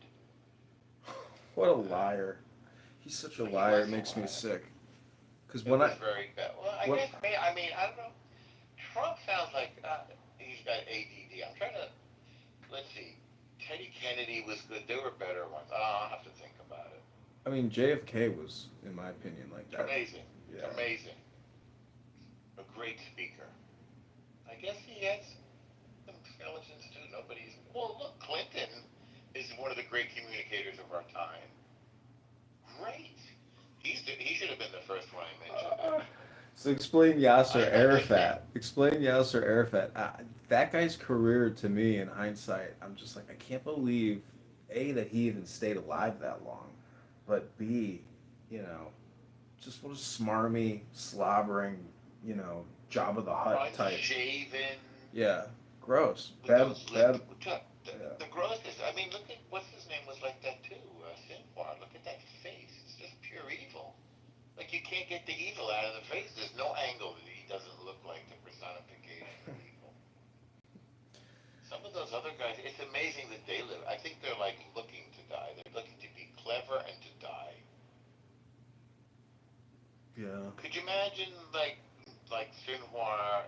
I'm sure you saw the video of his last moment. Mm-hmm. Where he's getting taken out by a drone with a camera on it, so his last moment is filmed. Yep. And he throws a stick at the drone before it blows him away. Why are you laughing? Because it's crazy. I know. It's like, it looks like it's from a movie. It's, it's hard to believe. Yeah. I could see an installation with the stuff that you did here. I'm trying to figure out where you're coming from with this, it's a movie and all this stuff. I understand what you're saying. It's legitimate. It's legitimate art in a sort of what do you call it? An installation. It's definitely an installation. Well, I asked these Christian women on this app today who were talking about Botox. I said, is there some point where even cosmetic procedures are actually just art? And they're like, no, it is not art. It is not art. They got so upset. I mean, you don't think what women do to their faces, with all the procedures, isn't a form of artwork? Seems legitimate to me. All right. So a friend of mine wrote a book on bound feet. In China they would break the woman's foot and curl it around those little clogs. Mm-hmm. They broke their feet. Now, there's somehow a link between that, prostheses, when somebody loses a limb and they fashion a new one. And I did a 60 Minutes piece called RoboJocks super athletes because they've got these amazing prostheses. So there's a link from those prostheses to the bound feet to the plastic surgery that you're referring to, and or makeup, and the idea of like the extension of one's body and enhancement of one's body as art. And that's actually a popular culture thing. You see, whether it's like women like Joan Rivers, or that weird woman, they called her the cat lady, who just destroyed her face, or, Renee Zellweger looks like an entirely different person, or Nicole Kidman, right? They don't even look, they're not the same people anymore. Nicole Kidman, not Meryl Streep, what's her name? What's the name of the woman that was in King Kong? This is way before your time. Go ahead, what were you going to ask? My uncle, who's a gold bug, and my aunt, Valerie. Does that mean he hoards gold? No, he's basically, anti-fiat. He, believes that the central banks are at the head of all major conspiracies. So, anyways, his beautiful wife, when she was in her 20s, they toured the country in, I guess, the 60s or 70s, and they made $1 million. She was a stripper, and she was Miss Nude America 1969. And she created a ping pong dress. She was like a clothing designer, and so she decided to create a ping pong dress, and she toured the country in a ping pong dress. They made $1 million, and he took that cash. I assume he didn't pay his liability, and he bought gold and stuffed it in a fake identity account in Switzerland, and so he couldn't get it out because it was in a fake name, and I guess they rejected his withdrawal request. But he had plastic surgery, and now my uncle looks like Catman. So apparently the lawyer who petitioned the courts in Switzerland used that his plastic surgery resulted in him not looking like the same person in the, I guess, the photo he used or the identity. For some reason, it's in the court document that his plastic surgery is the reason why they can't correctly make the identification with him as the account holder. So I just thought that was funny that they used that as an Switzerland excuse. was our numbered accounts. Well, he did it under a fake name. Why did he do that? I don't know. Maybe he thought that he could get away with it and avoid, association or something. I don't know. He didn't want to pay his taxes. Yeah, he didn't want to pay his taxes. I know a woman that I was friendly with for years, and we went to each other's kids, birthday parties and stuff. And I've known her for 30 years. And her father died and left her some money. And for some reason, she didn't want to pay the taxes on it. Mine from Connecticut. I'm not going to tell you her name, but you can find it pretty easily using what I'm telling you. And she went to jail. I had to write her kid a recommendation to town. People do some really strange things along the line. So what he said, right? You think he'll get his money out? He did. He got it out. Are you there? Yeah, I'm here. Can you hear me? He did. That's great. Yeah, he got it out. That's great. I guess it didn't collect interest, and it's $1 million. But if he invested it, oh no, the gold appreciated a huge amount since when he bought it. Yeah. I didn't know you could just deposit gold. Are you saying it's in a safety deposit box? Mm-hmm.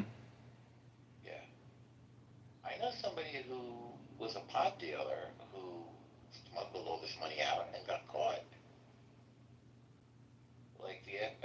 He got busted. He had to give it all back. No gains. Yeah. People try to go to the farthest ends of the earth to avoid paying taxes. Gamblers, people go to the casino. If they make a lot of money, they go to one cashier window. They go to another cashier window. They don't want to get, reported, I guess. I bet the casino records that stuff. I have a friend who's a multi-million-dollar successful poker player, and he was telling me how, they go from one window to that window, they don't cash in all their chips, they come back, they go, they break up their cash outs. Right. to avoid the reporting. But anyways, yeah. So I was, this morning was like supposed to be my big, part two, end of the summary, the conclusion of all my filming. And Mojo gets clipped, so we were supposed to do like a Mystery Science Theater 3000 show today. That was you weren't the only person who announced it. What's the name of this lovely creature that's in? Oh, it's P. How do you like that, P? I just called you a lovely creature. That's pretty cool. I didn't, I was really serious too. I was like, I guess it's late. I was spacing out. How do you like that for an unfiltered reaction? You're welcome. It was so honest. It's one of the most authentic responses. Very nice. I'm pleased with myself. I mean, a moment of transparency. So funny. Do you know what's going on right now, John? In the news? No, what I just was just saying. No, I didn't know what you're referencing. I saw somebody in the audience. I wanted to know who it was because, we're talking about all this stuff. And I looked at the pictures, like, oh, who's this lovely creature? Again, that's something I would probably say during the day. I'd be more circumspect, and it turns out it's somebody that I know. Like when you say, when you look at, like, you see a pretty girl, like, wow, she's pretty. Oh, that's my girlfriend. Like you just somehow you space out, and you look at somebody that you know, oh, they're, or maybe you see them from the side or something. I don't know. That's what was just happening. I've never really seen that picture of you. I don't always blow up people's pictures. Does everybody else blow up people's pictures? Yeah, because it requires a full picture now. Full screen. It's like takes the whole thing. You can't crop it.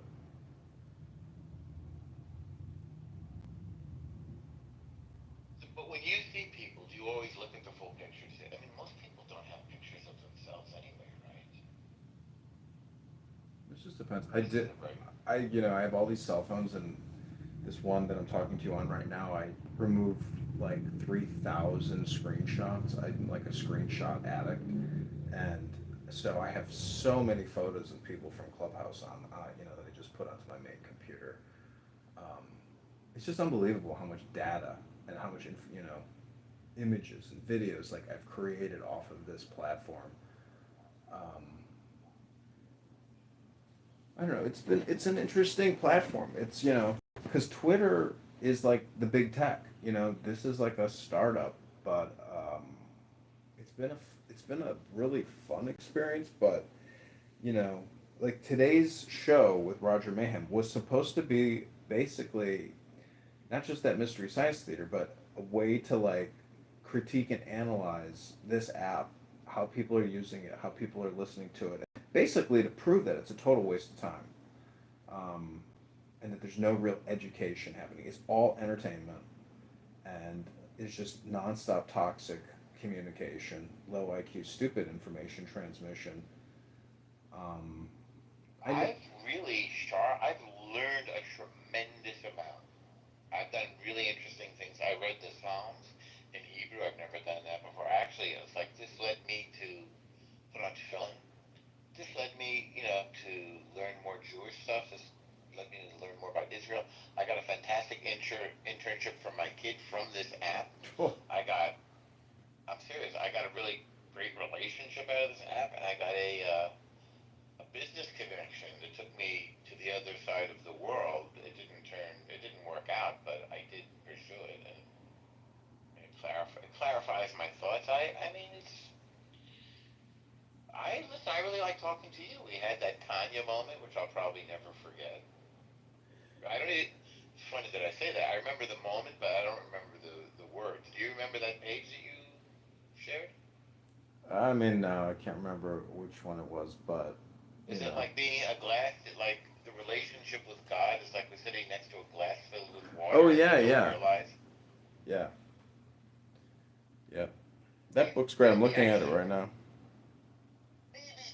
I do remember it. But see, there's a reason not to take drugs. If I can get my copy of that book that I bought because you basically the Tao. It's the Jewish Tao Te Ching. It's all about duality and non-duality. It's so smart, and this is why most people I find to be horribly toxic and obnoxious because I would rather be not in Clubhouse but the book club. You see the big difference there between the book club and what Clown House is. That's my point. That's my point, basically. Yeah. Yeah, no, I'm disagreeing with you. You're right. A friend of mine just published this book about Ralph Waldo Emerson. People like Ralph Waldo Emerson, so I recommend that book. And I recommend Emerson, of course. I can't find that Tanya book that I bought because of you. I have a different book here that a friend of mine wrote, actually the rabbi's son, called Touching Tanya, which is really, really good. Oh, you want to read? You want to read a page? Of this book? Yeah. Yeah, hang on. Yeah. I hope I can pick a good section. It's a pamphlet, really. I have it in my hand. I'm still looking for the thing that I guess I'll find it. I'll make a mental note. I'll stumble across it. If you want, you can tell me what page it's on so when I find the book. I don't want to go looking through. I have so many stacks of books, it's like they could fall over on me, bury me. Hang on, I'll put on my glasses. See if I can find something. You might find it too arcane. Hang on. Let's see. So this is Touching the Tanya, Chapter 1.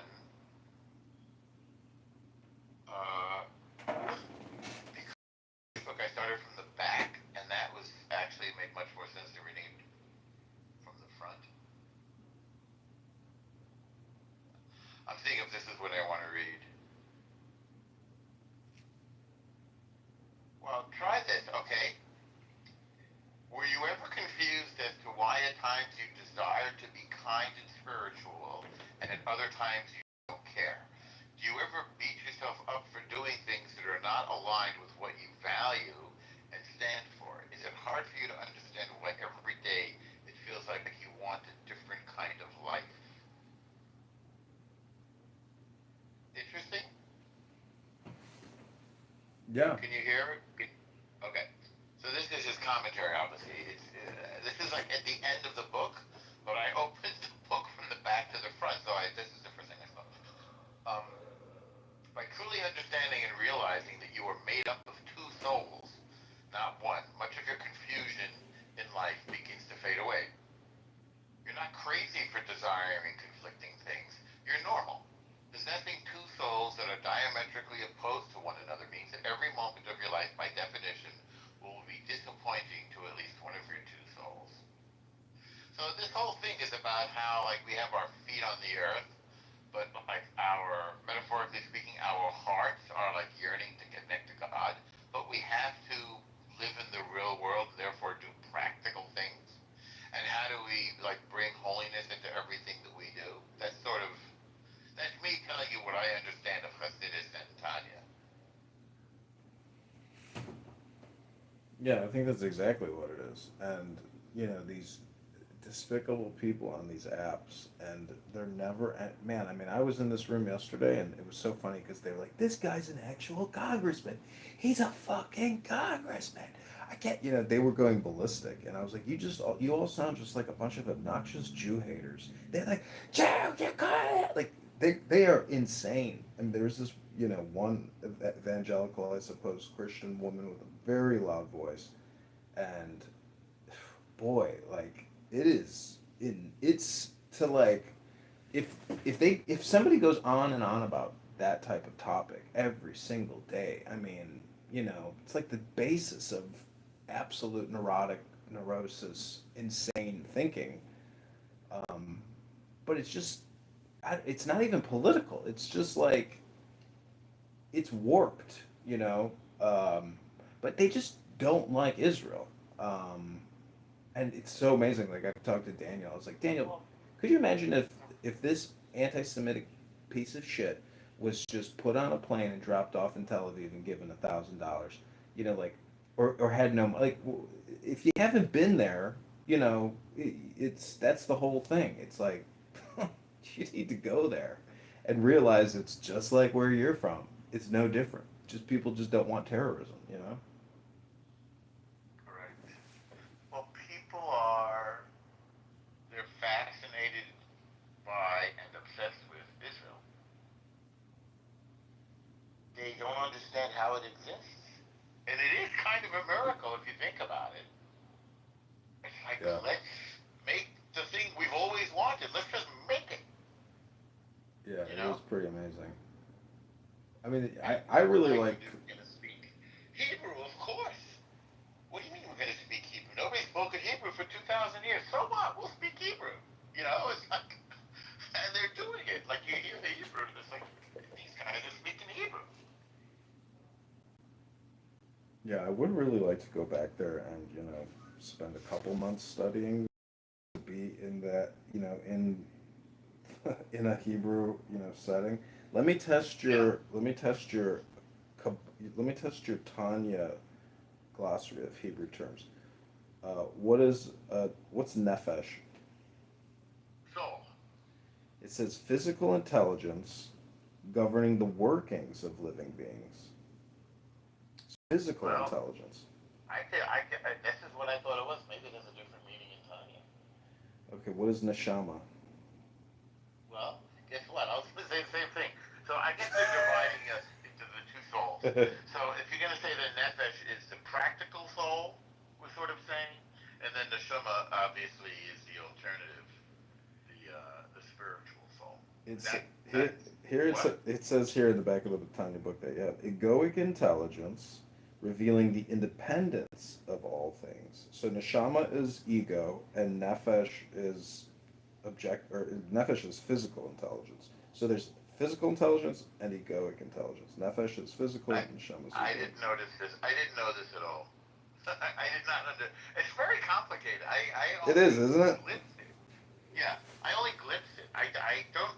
I love being. I used to go to this class every single day with Rabbi Ronnie Fine on this app. Do you Yeah. aware of that? Yeah, I was watching him on YouTube and on here. I liked him on here more than on YouTube. Yeah, I liked him too, but I listened to it and I feel good afterwards, but I didn't really understand what I was listening to. And I started putting on tefillin. I mean, in part because of him and because of that. Yeah, I haven't put tefillin on in a while, but you know, I like to think that every time I study Torah, that's like the true tefillin putting on, and you know, Sure. yeah. I kind of wish you would convert because I think you have a Jewish soul. I mean, if ever I had to think of somebody who did it, I think it would be you. Not that I know. I mean, it's just my reaction, but. Well, I was going to a conversion class in Bel Air, outside of LA, in the hills at that Jewish theological seminary or whatever it was, and I had this. Chabad one? No, it wasn't Chabad. It was probably very reformed, but it was a big facility in Bel Air, like a very nice place. And the rabbi's name is Rabbi Zvi, and one time he's writing on the chalkboard, and he farts, and he goes, "Every time you're studying Torah, it's a direct transmission from Hashem." Kind of wild. But it was for mixed couples, and after like 2-3 weeks, I just couldn't stand listening to these converts who were complaining about their mother-in-laws. I was like, I can't sit. I'd rather just read a book than sit here and listen to these women talk for 10 to 15 minutes about their mother-in-law. This is crazy. Well, I feel that way about these group experiences too. I'm not really that interested in what a lot of people, people's like neuroses and stuff. I'm not that interested in. Yeah, I heard somebody today on this app talking about. You hear so much shit on this app. But anyways, do you want to hear a verse from the Tanya? Okay. Okay, pick a number, 1 through 28. 28. Okay, this is called distracting thoughts. Evil thoughts can even arise during study and prayer, And if they do, you should ignore them entirely and avert your mind from them immediately. Do not try to examine these thoughts, for that is a task for the righteous in whom evil finds no root. But the evil you experience is rooted in your own selfishness. Do not be dejected because of this. Rather, redouble your efforts to concentrate your mind, and in this way fill yourself with joy and gladness, realizing distractions arise because your study and because your prayer and study are approaching selflessness. When distractions arise, ignore them, and answer not fools according to their folly, lest you too become a fool. What if you cannot ignore them? Then humble yourself before God and ask God to rescue you from these turbulent waters. This is the subnote. It is one thing to be distracted by negative thoughts during regular moments of the day, but what if they occur during times specifically devoted to spiritual practice? Does this mean that you are failing in your practice? Not at all. In fact, it means just the opposite. Our sages taught the greater the person, the greater the Yetzer Hara, evil inclination. Talmud Sukkah 52a. That is, the Yetzer Hatov, good inclination, is always balanced by the Yetzer Hara. You cannot escape from one to the other. This is why few sinners are beyond redemption and few saints are beyond temptation. The challenge is not to eliminate the negative thinking, but to deal with it effectively.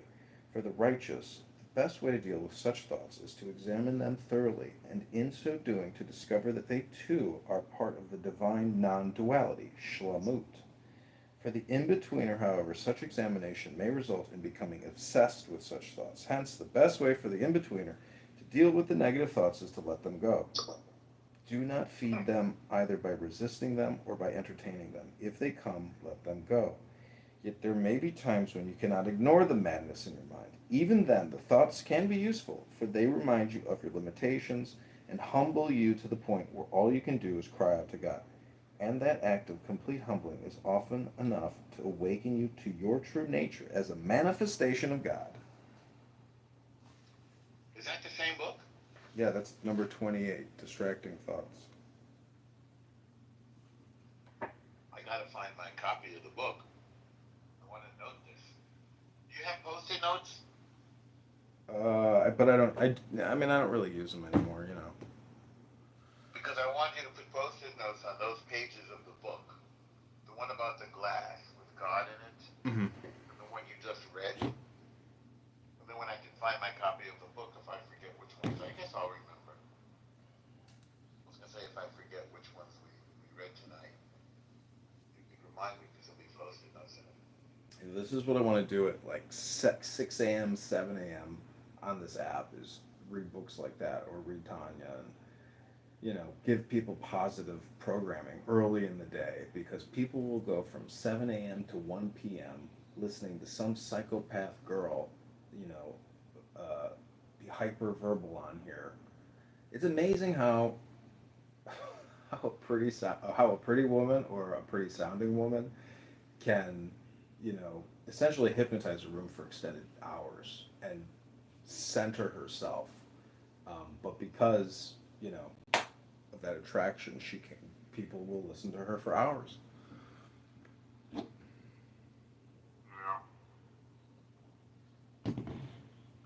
Talk about nothing. I'm telling you, brain rot is real. And, you know, Roger Mayhem was like, well, what if I just listen to audiobooks? And I said, well, yeah, that's great. But you know what the difference is between listening versus reading? When you read and you read out loud, you get a double measure or a double effect because people come on here because they want to talk, because they want to dope up and get the dopamine from talking. But imagine if you read a book and you're reading it out loud, you're getting the dopamine plus the information. If you can comprehend it real time, that's great, as opposed to having thoughts, you know, outside of what you're reading.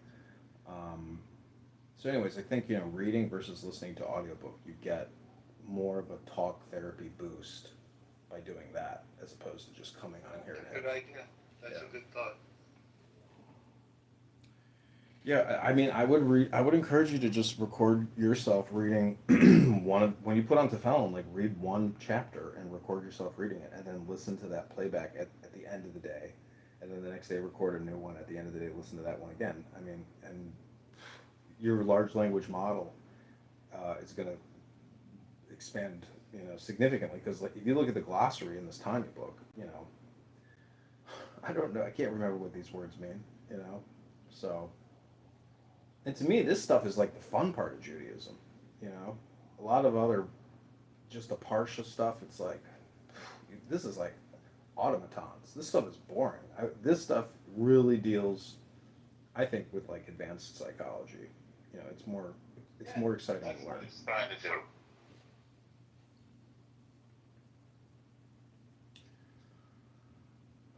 But I like a lot of books. I mean, the Tao Te Ching is amazing.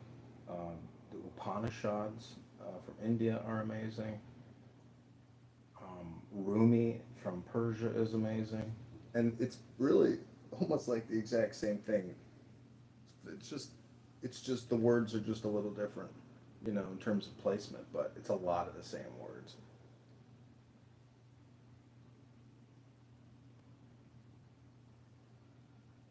Basically, it's the movie Dune. I'm only saying that because I'm looking at the Dune movie poster in my apartment. But that guy who created Dune, he basically took all the world's religions and compressed them into that film.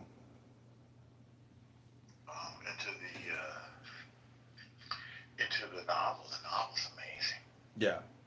Yeah. I wandered into a whole other part of the house. I've been looking for my iPad for like weeks, and I was looking for the Tanya book, and instead I found my iPad. There's something tremendous there for me. What, Tanya? Well, no, reading the Tanya, and then I was looking for my Tanya, and I couldn't find it. What's the name of that book again? The Living Tanya or something? Oh, it's called Tanya, the Masterpiece of Hasidic Wisdom. Translations, annotations by Rabbi Rami Shapiro, forward by Rabbi Zalman Schechter Shalomi. So what I was saying is that I was looking for my copy of that book that I bought because of you. And it's in some stack. I mean, I've got stacks everywhere, stacks of books. And I didn't find it, but I did find my iPad, which I've been looking for forever. So it's sort of funny. That's a good thing for me. God only knows where I put it. Say it again. It's called Tanya, the Masterpiece Of Hasidic Wisdom.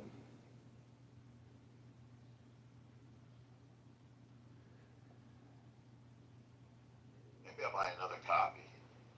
I've bought probably 5, 6, 7 copies. I think I bought 7 copies of that book because I give them out to all my Jewish friends because I'm like, I went to Chabad and I was like, do you know what? I was talking to this nice young Jewish guy. I was like, you know why I'm here? He's like, why? I'm like, because I wanted to tell you about this book called Tanya. And then I showed it to him on Amazon and he bought it on Amazon on the spot. He's like, if you really recommend it, I'm going to.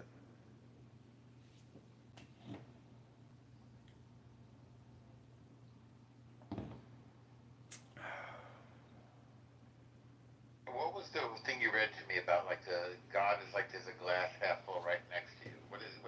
Where is that? I was just looking at that. You know what, you remember it? Yeah. Yeah, I remember reading that with you. I don't know which chapter it is. Go buying things at this hour. This is one of the best buys you can make. It's such a compression book. It's unbelievable. And if this is, the secret sauce of Hasidism, they don't promote it. I mean, Zohar is amazing. So I was in this X room yesterday, and they were claiming that the Jews spread all this liberalism, transsexual, gender theory, going back to the 20s. And this is like, I've heard all this shit about like Nazi Germany claiming that, the first transgender child and all this, they bring all that shit up. So,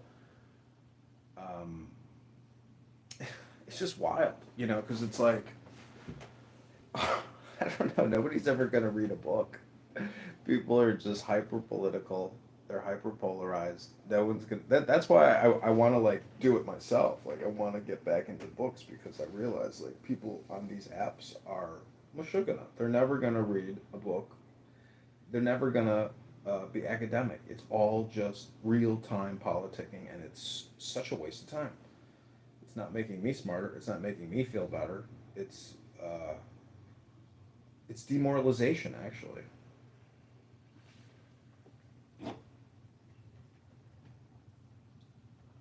People are so pissed. Did you see Speaker Johnson was at the Kotel davening with a kippah on? People fucking their brains are exploding. They're like, what the fuck? Well, I don't know if you see the responses on X, but people are, this is the funniest thing about Judaism is how gaslighting it is for people. And when our leaders are being good allies and friendly and kind and supportive, people are all these free Palestine people. Their heads are just like they can't believe it. Especially a lot of the crazy conservative ones. Did you see Speaker Johnson at the Kotel yesterday or today? No. No. Remarkable, just remarkable. I mean, it's unbelievable. It's so amazing too. It's like Judaism is in everything. I was thinking today because when you graduate, I went to infantry school in the U.S. Army at Fort Benning, and when you graduate, you get a blue cord, and I really like that blue cord. And then I'm looking at Tefillin, or not Tefillin. I'm looking at a Tzitzit, and traditionally there's like a blue cord with the Tzitzit. It's not just all white cord. There's like a blue cord, one string, one blue or something. So I'm just like, all of this, our whole history is just integrated. Human history is integrated with Jewish cultural influence, or you could call it like astrological influence. Um, Kabbalah and the Christians have been intermingling, for thousands of years, and it's all right there if you're willing to study it and enjoy it.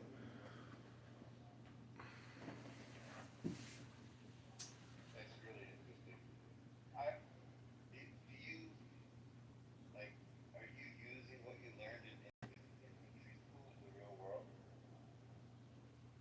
Mm, What is infantry school like? They teach you how to dig a basically, foxhole.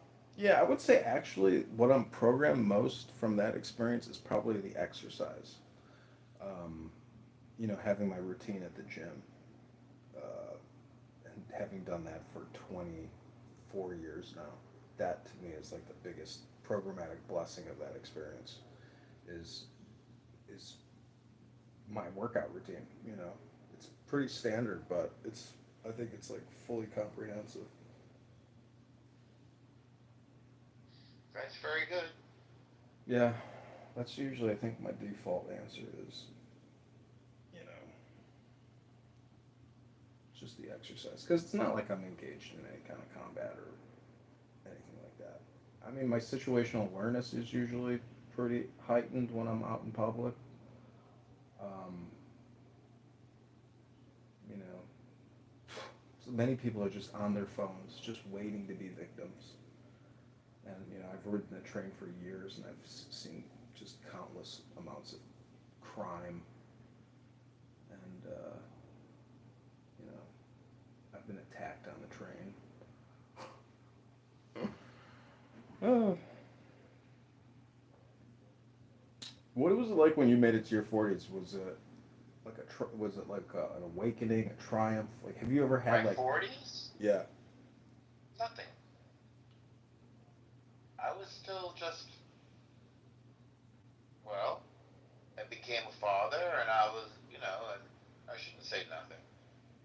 I became a father, and I experienced the pleasure of not living for myself, living for another creature. Mm-hmm. And that was a real change for me. I became less interested in myself.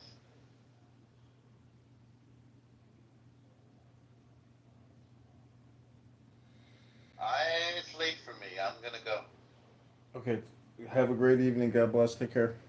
Same. I bought the book yet again. be sure to give it to somebody after you know read it. But the great gift is giving it to somebody Right. because a lot of people don't have Torah. My Jewish friends do not have Torah in their lives, and that book is a cheat sheet. That is a Cliff Note compression for Jews in need of wisdom. Okay, take care. Good night.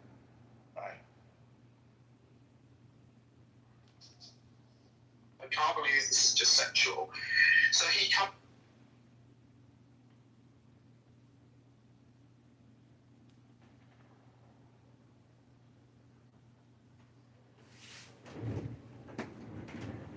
Sitting here farting up a storm.